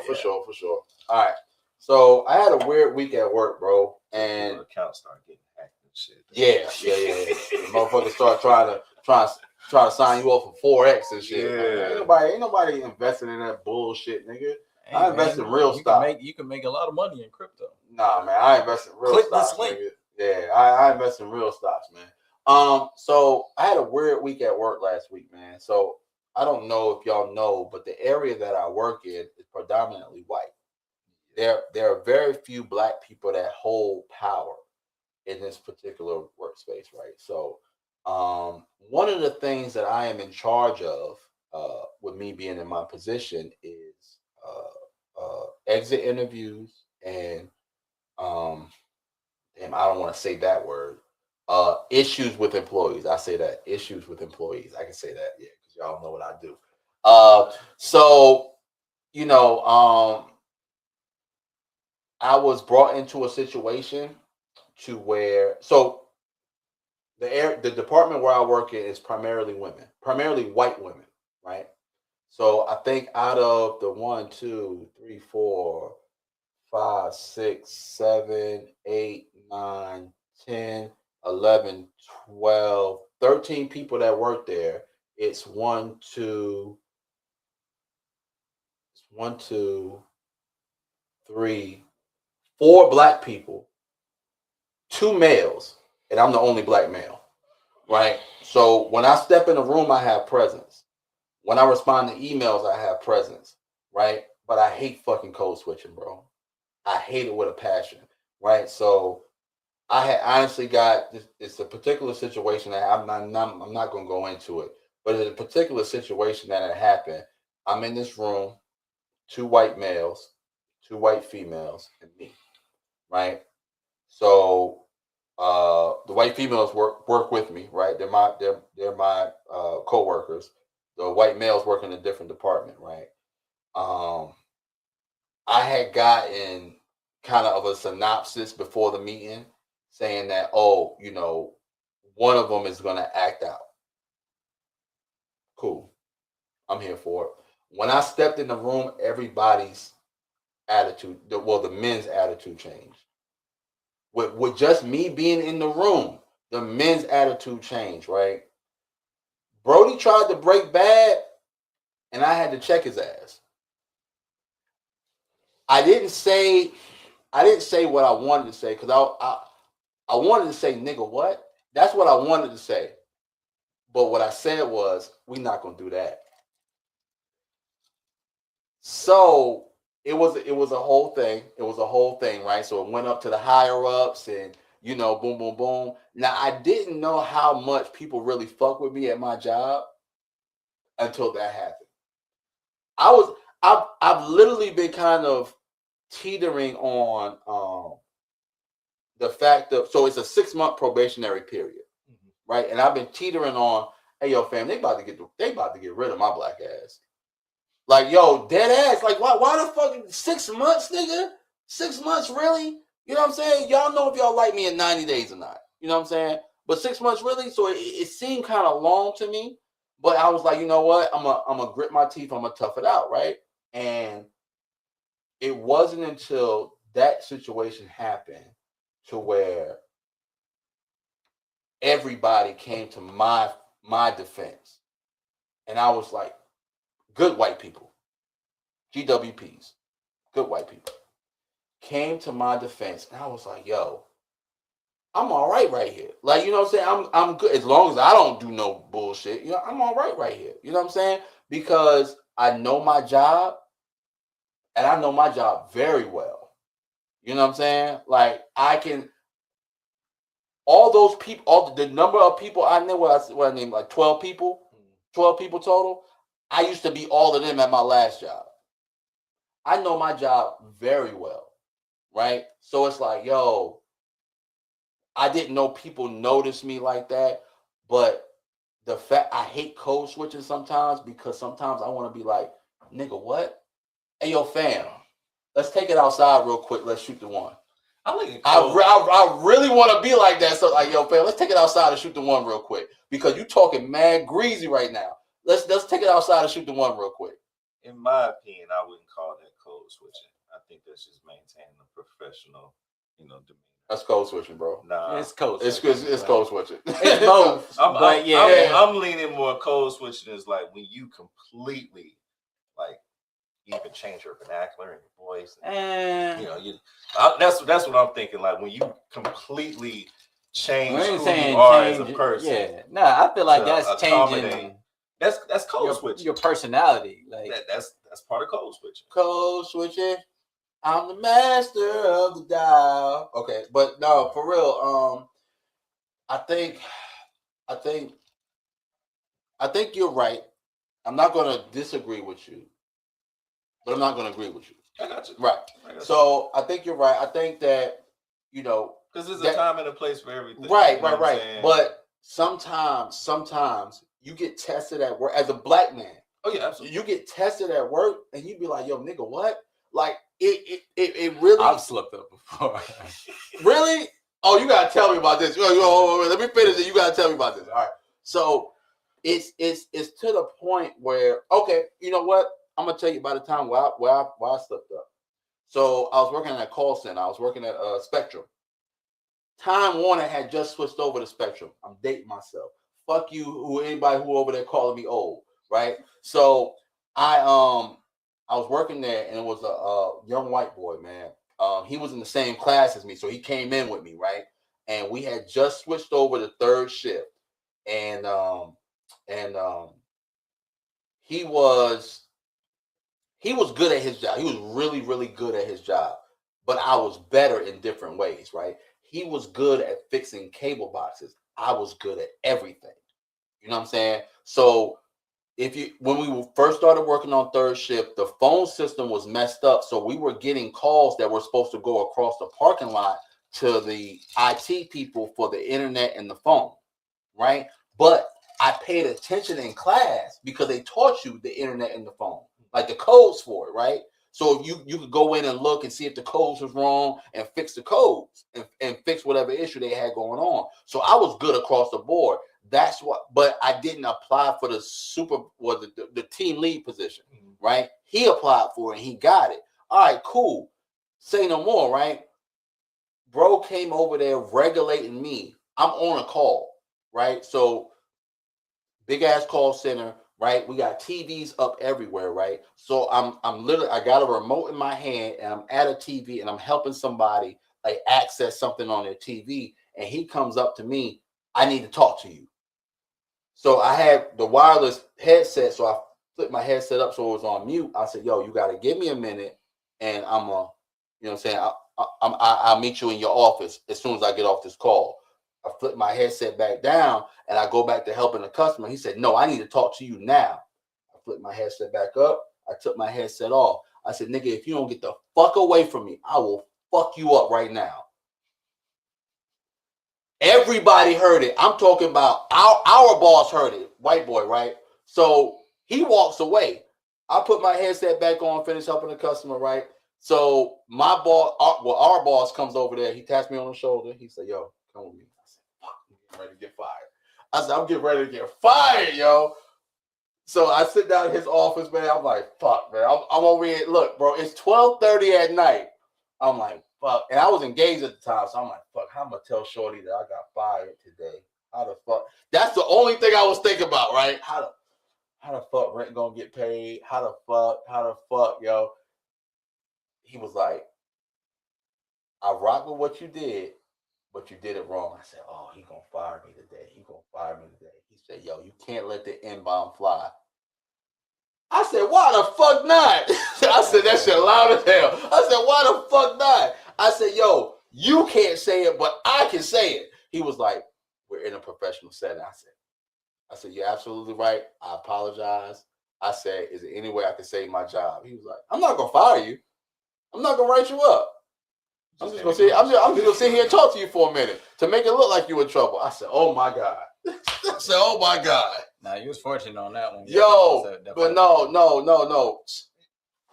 Josh was shout out to Josh. Yeah, Josh looked out for me, man. I love Josh, man, because I was supposed to be fired that day. When you work with YT, you definitely master code switching. I mean, the way I feel about code switching is that it's necessary, bro. You got to code switch, man, and it's. I mean, it's. Tell me about your time, man. I need to hear about this. Well, it's nowhere near as what you went through. Nah, it was just because like did you let the nigga word slip? All right, so let me tell the story. All right, yeah. So anyway, we got this boss. He's a complete fuck up. Like he can't do anything right. So I chop it up with the guys, man, and I'm like kind of known for starting the conversation. Like, man, I can't believe what did it. And then one day, our manager had did something like really egregious. But see, this is what happened. I came in and they were telling me, they was like, "Yeah, did you know he did this?" And I was like, "Man, this nigga, I mean, this man gonna do this." Yeah, I slipped up for a little bit because sometimes it's like sometimes you try to like let it go a little bit to try to fill out the room. And just be a little bit more authentic and relatable to the people around you, because sometimes it's just like, "Hey man," like it gets boring after a while. It does, man. Just hey man, how's the weather today, man? I can't believe that happened. I can't believe that happened. It's gonna be 60 degrees today. Man, wild. And like, bro, those are all the conversations. I never understood talking about the weather, and then I got into the workplace, and then I'm like, oh, okay, that's why people talk about the weather. Because it's like working at an HBCU, I hardly ever have to code switch. Right, that's to be. Listen, you know what? I want to get to that point. I do want to get to that point. So, for those of y'all who don't know, right, I'm pursuing my PhD, and I do want to teach, and I want to teach at my HBCU, but I want to teach at our HBCU. Fuck, I forgot you were there too. Yeah, I did. Yeah, my nigga. But I want to teach at our HBCU. So if I ever get that chance, but on the professor side, it looks kind of different. Yeah. You know what I'm saying? But I want to be relatable to my students, bro. I feel like if I taught at Central, like I would probably let the nigga, "Are you sleeping in my class? Hey, wake your punk ass up, nigga." Like Wait. After I get tenure. Okay. Yeah, after I get tenure. Yeah. See, you gotta let me finish the thought. The nigga gonna go to HBCU so he could be like, nigga. Walk in the classroom, Kurt walking. Like, bro, come on, bro. Now, here's what I will say about working at an HBCU. I wanted that, but for the HBCU that I was trying to work at, they don't pay. They was not paying. They don't pay They was enough. not paying. If I go work at my HBCU, I'm doing it off the love. Right? Yeah. I'm doing it off the love.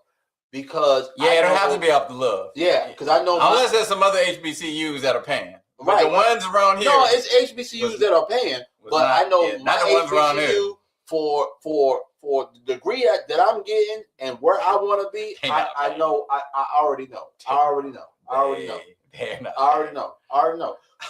I was looking at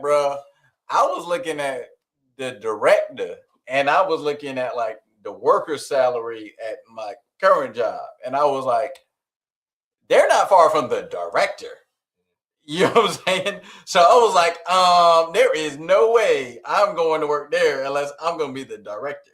So go ahead and jump on that portal, baby. Yeah, because the director talked to me and was like, yeah, man, come through. And I was like, all right, state. You can look up the. Yep. I looked at that and said, sorry, bro, y'all not paying, bro. I'm staying with the white T folks until y'all got money. When y'all get money, I'm jumping ship. But yeah, I was like, stay over there with the good white people. Yeah. They're good. It's good white people. It's some good white people. Yeah, it's some good white people.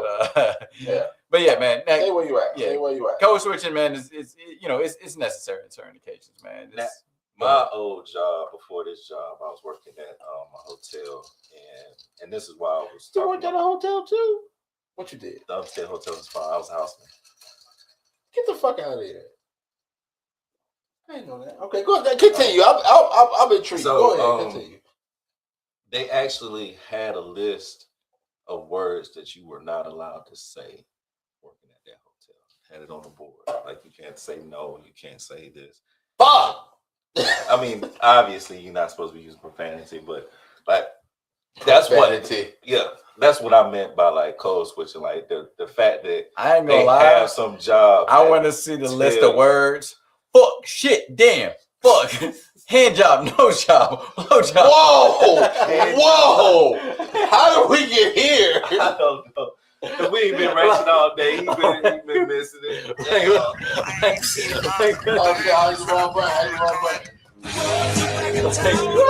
words you can't say gotta be so long. It gotta be the most. No, but they really had like a verbiage glossary to where we were taught. It was a fucking list? Yes, it was a list. It was about 15 words. Wait a minute. Instead of saying that, you needed to reply with this. Because you can't tell people no. I mean, at my service desk job, I remember we can't say I don't know. Yeah, stuff like that. Stuff like that. When Time Warner was switching over the spectrum, it was never I don't know. It was let me look into that. Let me look at Let me look into that. And that's what I mean. That's the type of stuff I had to go through. That's what I figured. I was just fucking with you. But yeah, it was a lot to have to do that anyway. But unfortunately, I haven't had to really code switch dealing with these folks. I just keep my words to a minimum, straight to the point, in and out. Okay, so I'm gonna tell you what my boss. So I had my 3-month review, right? So I was, I'm talking to my boss, right? And I had put in time to be off as soon as I got off my 6 months, and so normally we meet in a meeting room, but she pulled up at my office and she sat down with me. She was talking to me, man. She was like, "Yo," she's like, "No, we can meet in the office because somebody's using a meeting room." I said, "All right, cool." You know what I'm saying? But when she closed the door or whatever, I said, "Yeah, I'm about to get fired. Somebody to get fired." I'm always thinking that I'm about to get fired, right? I move within the organization like, yo, this is my last day. I'm on my probationary period, bro. They can let you go for any reason, right? So I'm talking to her, right? So, we're talking. She was like, "Yeah, 3 months. You're doing great. Da, da, da, da. You're doing such a good job. We love you being here. Blah, blah, blah. Whoop-de-whoop." I said, "Okay, cool." I said, "So you do know that I put time off right after my probationary period ends, and you approved it?" She was like, "Yeah." She was like, "Oh, we'll get it in after after you get back." And I looked at her. I'm like, dude. I didn't say the whole word. I didn't say the whole word. Get excited. Yeah, I didn't say the whole word. Yeah, don't get excited. I was looking at her like, "Yo," and she was like, "You know what? We'll do it beforehand." I said, "All right, cool. All right, I'm good. Don't have me on my vacation, right? Trying to figure out if I got if I'm gonna have a job when I come back or not. You know what I'm saying? Like, yo, let me know before I leave. You know what I'm saying? That is crazy. Yeah, but it was nuts how it landed because I got some, it's some shit going on. So like I was like, yeah, I need this time to kind of, you know what I'm saying, focus and rearrange and shit. You know what I'm saying? So it was like, yo, like I gotta take some time off. But you know what, man? What's up? I want that. But you know what? At the end of the day, I appreciate my ability to code switch. And you know where I learned it from? In the barbershop. So most black barbershops only cut black hair. So you never see code switching, right? And Prime can attest to you. My dad cut everybody hair. He cut white people hair, Puerto Rican people hair, Asian people hair. Whoever come in that door, my dad can cut your hair. So watching him code switch helped me out a lot with dealing with corporate people. Because not everybody has like the mindsets, right? So I'm gonna give y'all an example, right? I'm gonna give y'all a black example.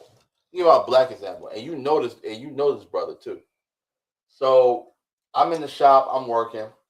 My dad got this water machine, dispenses the water, right? You got the little cone cups that go in the junk, right? Oh, the cone cups. Yep. Do they even make those anymore? They do.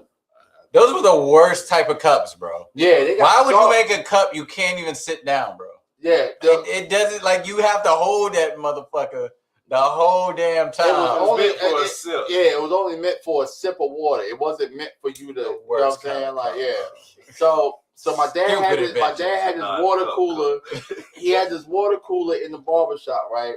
So, you know what I'm saying? I was washing the windows at the time, right, of the barbershop.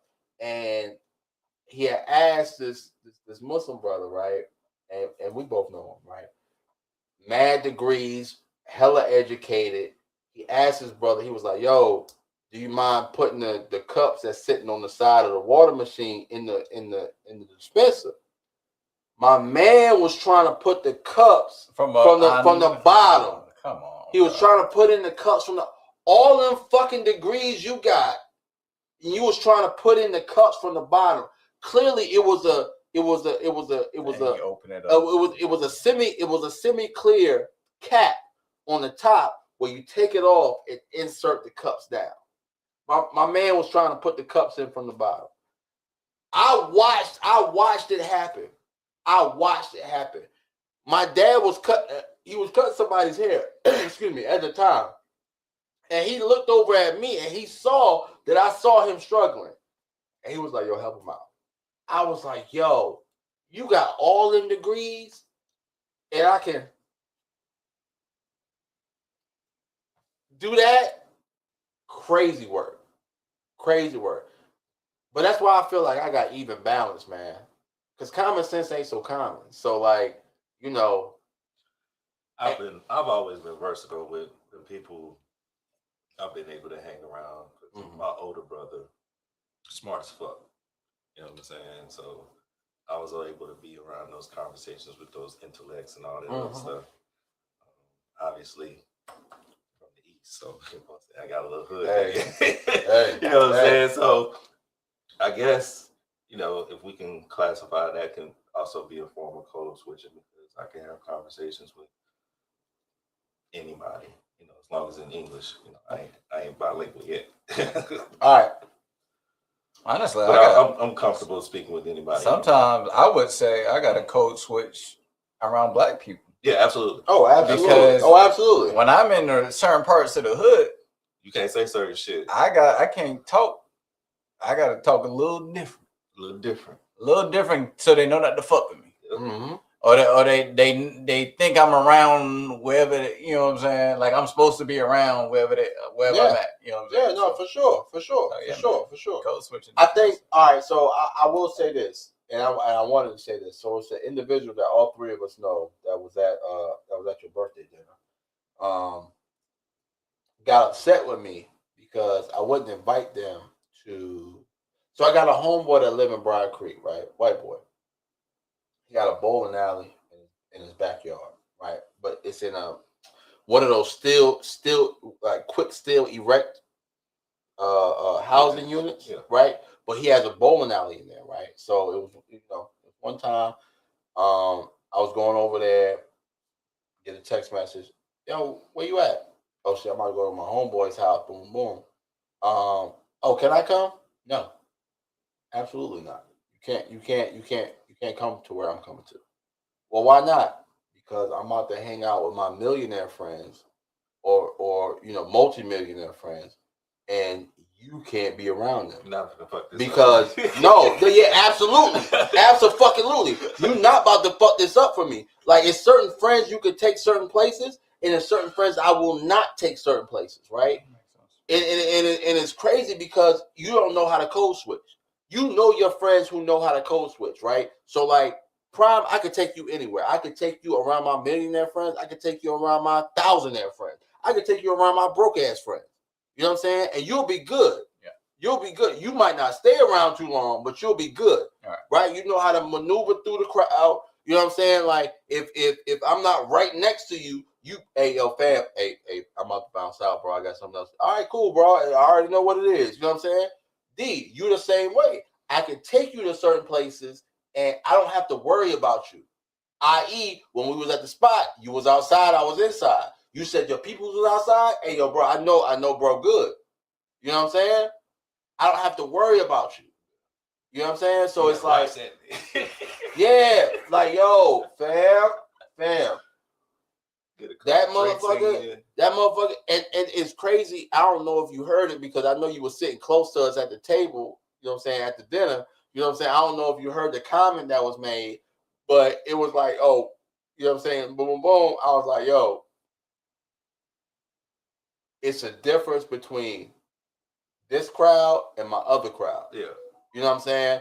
Because I network with a certain crowd and I hang out with a certain crowd. Do I hang out with them? I hang out with them to network, right? So if I go out there and go bowling, I would invite you out there because you bowl and you know how to maneuver through that shit, right? Mm-hmm. So I would invite you out there, be like, yo, D, man, look, bring the bag, and we're gonna whoop these niggas' ass. You know what I'm saying? Like, you know what I'm saying? But you gotta be respectable. You know what I'm saying? You gotta let them win at least 2 games. Nah, you know what I'm saying? But you would know what I'm saying if I give you the initial phone call, right? But this motherfucker, man, around there cussing, trying to wind on people, like, yo, man, what are you doing, yo? What are you doing, yo? What are you doing, yo? Moving on. All right, so we talked about the pivotal moment in your life, man. We're gonna end this off talking about the most regrettable moment in your life. Not wearing a condom. Hey, yo. Fam, why did you say that? Because that's an easy thing to say. Yeah, bro. Like, what the fuck, man? Because that opens up so many different. Your kids are a blessing, bro. Come on, man. Yeah, they're a blessing, but I mean, you could have blessed something else. Yeah. At another time in life. Oh my God. At another time. Shit. Nah, it's the easy one. It's an easy one. Maybe with someone else. Trigger. Hey, maybe with someone else. Yeah, I can still have the kids. Maybe just with someone else. I don't know. But, I mean, I can give another answer, but all right, D, I'm gonna have you go ahead and go first. I gotta think, because you talk about the most regrettable. But you know what? You got it. I got it. Okay. Because even though it felt so right, it was definitely wrong. Not putting on the condom? No. Oh, okay. All right. No, you lied it up. Said it felt so right. No, this white man called me a nigga when I first moved out to Atlanta. Ooh. And I showed him. Damn, why you take my shit, bro? It wasn't Atlanta, but why you take my shit, bro? Fucked his ass up. Yeah. Is it? But why is that regrettable though? Because the charges.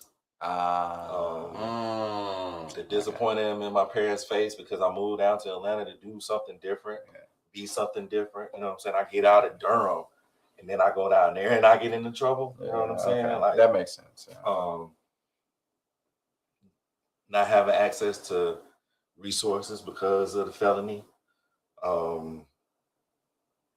not being able to apply for certain jobs because of my felony. Yeah. Damn. Not being able to get my own shit because of a felony. Because they tried to fry you, boy, because he was white. Yeah. Call me a nigga. He swung on me first.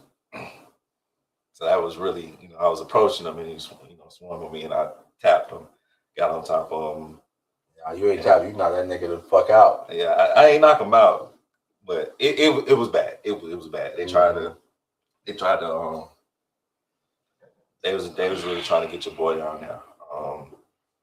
Fortunately, it was my first offense, so I got off on probation, but it was intensive probation to where I had curfew. Fuck. Intensive probation. Random drug tests. All that shit. Like I had to quit working at the Waffle House because I was working at Publix. I got a second job to stay out of trouble because I had too much fucking free time down there. And no team to keep me out of this shit. The people I was dealing with were, my niggas. Killers and dealers. They just doing what they do. I wasn't a part of it, but killers and dealers. This is who I'm used to being around. You know what I'm saying? I need you to nod your head, killers and dealers. Hey, on some real shit. Like one of my homeboys, he got hit with a murder charge. Damn, I was just joking, nigga. Like, no, I mean, like, I mean, that's what it is, I'm from the hood, so I moved around, and that's where I felt comfortable. Okay. And like I said, that situation happened, and I regret it because it cost me so much stuff after the fact. Right. My ability to maneuver how I wanted to. Right. I couldn't do that no more. Right. Because, got my fingerprints, what I'm saying? Got me. I ain't had a leg beeper or nothing, but leg beeper is crazy. I had a curfew, you know what I'm saying? Yeah. That motherfucking call at any time.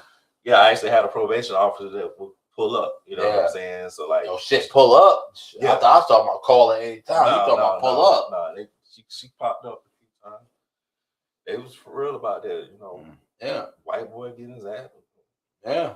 It was because they was trying to say, because I ended up taking this car. Oh, that's damn it.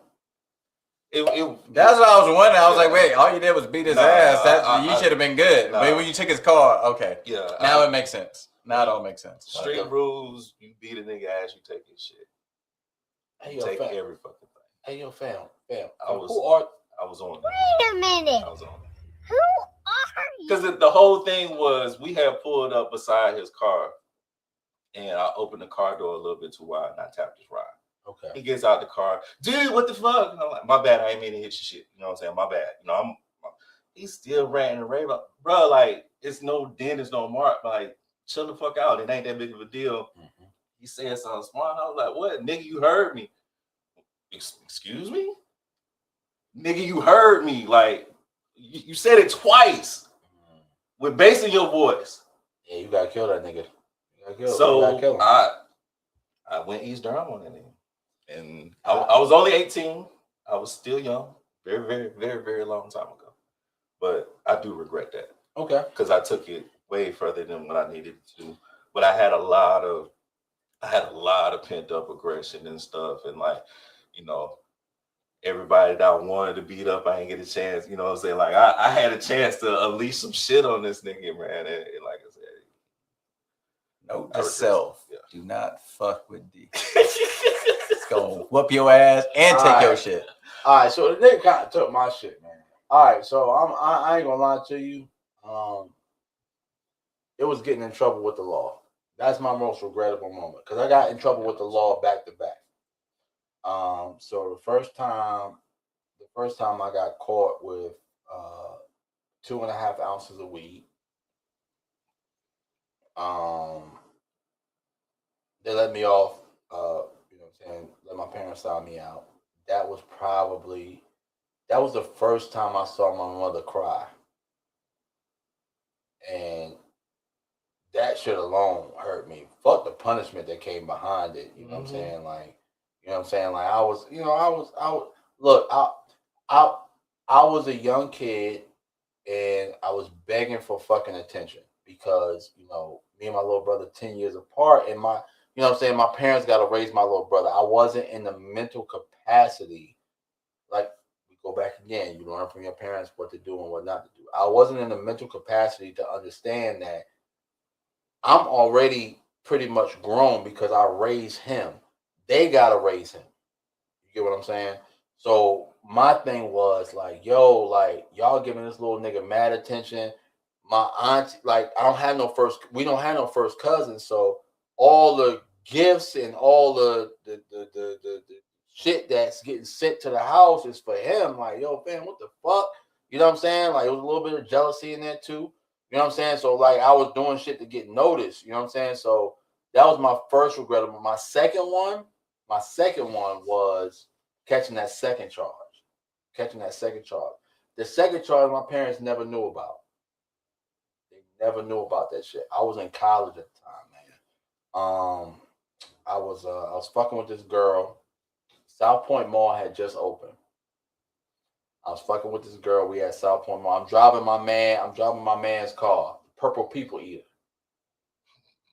Driving my man D car. Not this D, it's another D, right? The Purple People Eater is a purple Oldsmobile, right? So he work at the Sears at South Point. He my roommate, so you know, of course he gonna give me the keys. Nigga, like, yeah, you know what I'm saying? Like, we going out to the movies, we go to the food court, get something to eat. You know what I mean? Like, you know, whoop de whoop. Man, look, man, I'm walking with her, and we walking out of, because I parked by Macy's, right? I remember this day like it was yesterday. So I parked by Macy's, right? So if y'all know the way the old Macy's was set up at that top floor, when you walked into Macy's, the bedding section, if you walked in, the bedding section was on your left-hand side. We walking out, so it's on the right-hand side, right? So bro was coming from this way, and he walked up. He was like, yo, you with my girl, nigga, da-da. Nigga went to Central, some Winston nigga. Winston niggas was popping on campus for whatever reason. Like, these niggas selling drugs, whoop-de-whoop, right? I ain't front them niggas like that. I'm like, yo, bro. I said, yo, bro, she with me, bro. Like, you know what I'm saying? We ain't gonna have none of that, right? Nigga was like, nah, nigga, no, it's a problem. I was like, bro, it's not a problem, bro. Like, she with me, she not with you, obviously. You know what I'm saying? So look, you catch her when you catch her. Nigga pushed me. I punched the nigga. He rushed me. He was a little nigga, right? Because I'm a little nigga, right? He was a little nigga. I picked this nigga up and I slammed him on a betting display. We broke the whole shit. And I'm on his shit.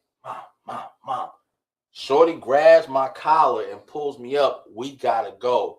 As soon as I get up and face the door, I see loss prevention running at me. I juke the fuck out of them niggas, right? So if you know South Point, right? When you come out of that door, it's a loading bay right here, and it's a little gate right here, and it's a drop off. I jump on the side of the gate, and I'm riding the side of the gate like this, trying to get to the lowest point. Loss prevention is on my ass. Nigga, I just let go and landed in the bush. I'm running down Fayetteville Street, hauling ass. That motherfucking sheriff car hopped the median. That nigga hopped out. I gave up, bro. I said, you know what? You hopped the median, bro. I'm cool. I laid down on the ground like this. They brought me back.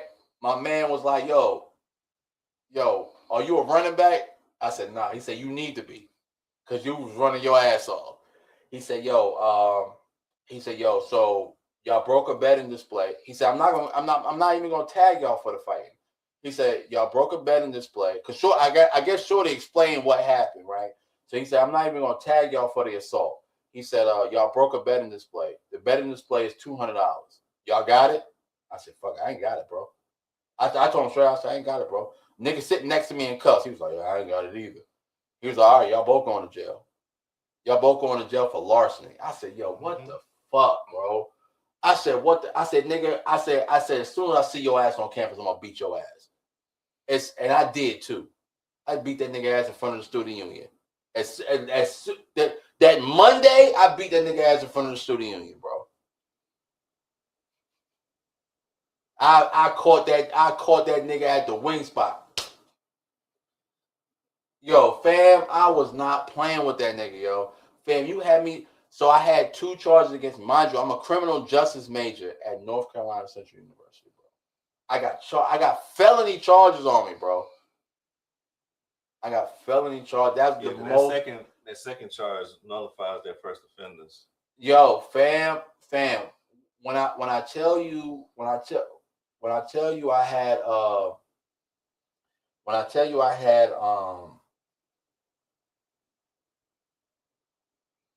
you know what saved me? I'm gonna tell you what saved me. Masonry saved me, bro. Because soon after I became a Mason. Now, mind you, I had felony charges on my record. They don't let felons into being a Mason, right? They let me in. And when they let me in, as soon as they let me in, they had a clean slate clinic downtown where you could go down if you had charges on your record, you get them like clean. This is when the sweepstake niggas was getting swept up, right? Class I felonies, right? Low level felonies, right? But they're still felonies nonetheless, right? So I went down there and I got my record clean, bro. But that was the most embarrassing moment because I had to explain that shit to everybody. I explained this shit. Every job I got, yeah, I'm a felon. I'm a convicted felon. Fam, that shit did not feel good, bro. You got it expunged? Oh, yeah, absolutely. Yeah, that shit ain't on my record no more. But, that's why I went to that clean slate clinic, because I got it expunged. You know what I'm saying? Fam, and when they expunge that shit, they really expunge that shit. They expunged that shit to everybody but the police and the military. Just letting y'all know that right now. Oh, and if you got a felony, you can never get global entry. Never. If you got any kind of criminal record, you can never get global entry. I'm just letting you know that right now. From experience. But yeah, bro. Nah, the shit was crazy, bro. Like that was probably the most regrettable moment of my life. Hitting that nigga and selling them drugs. Bro. Seeing my mama cry.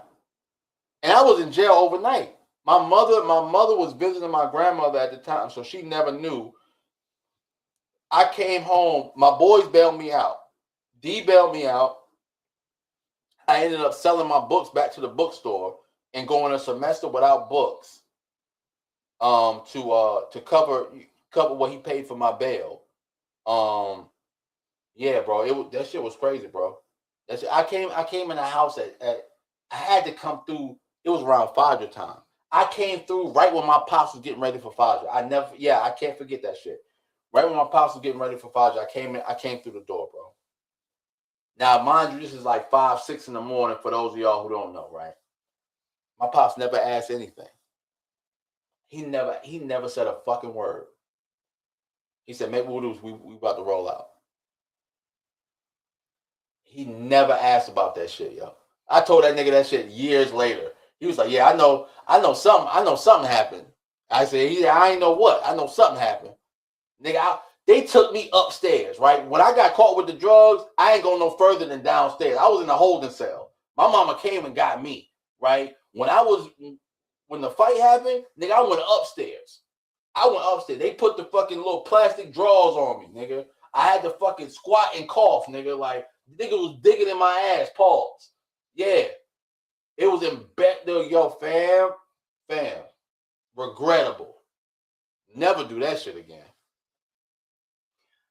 Never do. If you go dig in my ass, I'm gonna have to kill a nigga, bro. I'm gonna know I'm there for a reason. Larceny, bro. Fam, cut it out. Cut it out, bro.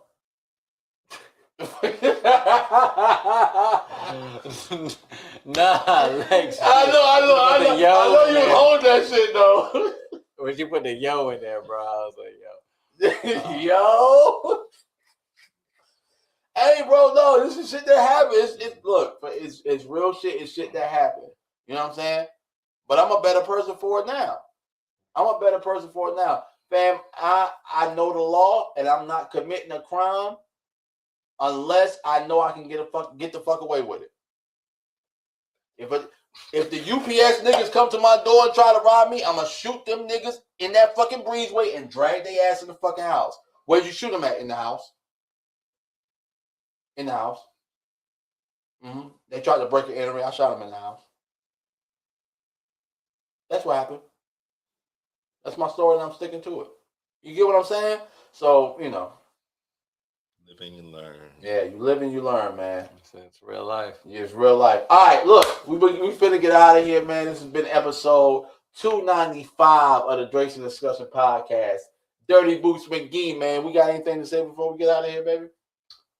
I actually do have a little bit of announcement. I am back producing content. Team Disagree on Facebook and YouTube. I will be posting. Should have it up by tomorrow. So check your boy out. Again, Disagree, the number 2 Disagree on Facebook and YouTube. So expect some content on there. Obviously, you know, I've been posting on my TikTok.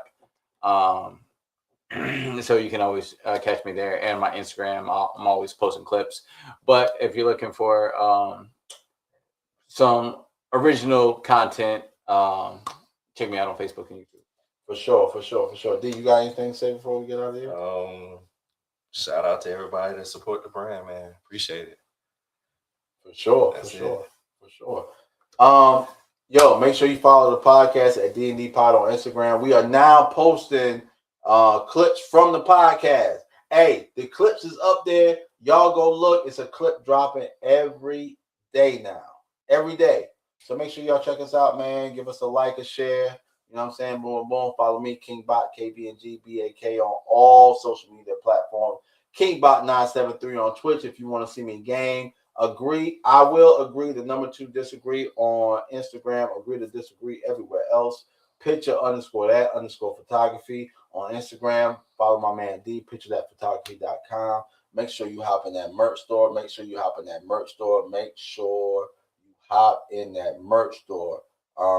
trying to pull this shit up. Boom. Make sure you hop. Shit. Boom. Shit. Yeah. Boom. Shit. Boom. Computer slow. I don't know what happened.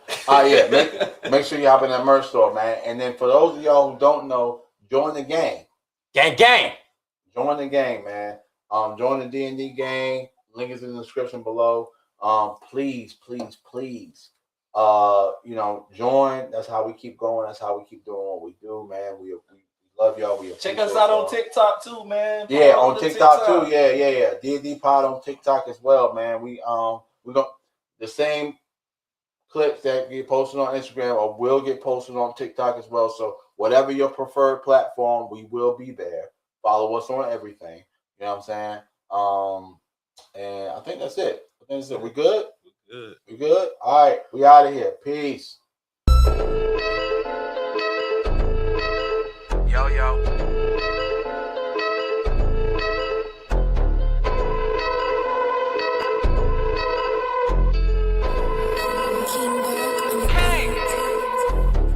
Big flex, big check, nigga, run it up. New chain, new wrist, gotta flood it up. Big bag, no cap, nigga, double up. If it ain't about money, what the fuck is up? Big flex, big check, nigga, run it up. New chain, new wrist, gotta flood it up. Big bag, no cap, nigga, double up. If it ain't about money, what the fuck is up? I've been on the grind, I don't need the clout. They was moving funny, had to weed them out. Talking like they ballin', but I seen the drought. I was in the field, had to scheme my route. 100 racks in the duffel, that's a light load. No label for the boys since the price rose. Drip too clean, now I got them ice cold. Pull up in the spaceship once with the right glow. They ain't seen the hustle, they just see the flex. Made it out the mud, now it's private jets. Stressing over bills, now I cut the checks. Shorty send the love, I don't double text. Told my nigga we ain't folding under pressure. Took a loss, but we turned it to a lesson. Keep my diamonds on me for protection. The ops watching, so I gotta keep a weapon. Big flex, big check, nigga, run it up. New chain, new wrist, gotta flood it up. Big bag, no cap, nigga, double up. If it ain't about money, what the fuck is up? Big flex, big check, nigga, run it up. New chain, new wrist, gotta flood it up. Big bag, no cap, nigga, double up. If it ain't about money, what the fuck is up? They wanna see me shine, but I make a way. Every move aggressive like MMA. Made 100 bands off of real estate. I don't do the talking, money conversate. New vibes, new new crib, that's an upgrade. She just wanna fuck cause I'm up paid. Keep it low though, I don't love babe. I'll be on the go, I need more space. They didn't think I made it, but I seen the plot. I was broke as hell, had to make it pop. Now the Louis Duffel got a couple knots, and my wrist dancing like it's on TikTok. I've been focused, I ain't worried about the hate. Up the price, I ain't even gotta chase. Told my team if I eat, we straight. Told my team if I eat, we straight. Big flex, big check, nigga, run it up. New chain, new wrist, gotta flood it up. Big bag, no cap, nigga, double up. If it ain't about money, what the fuck is up? Big flex, big check, nigga, run it up. New chain, new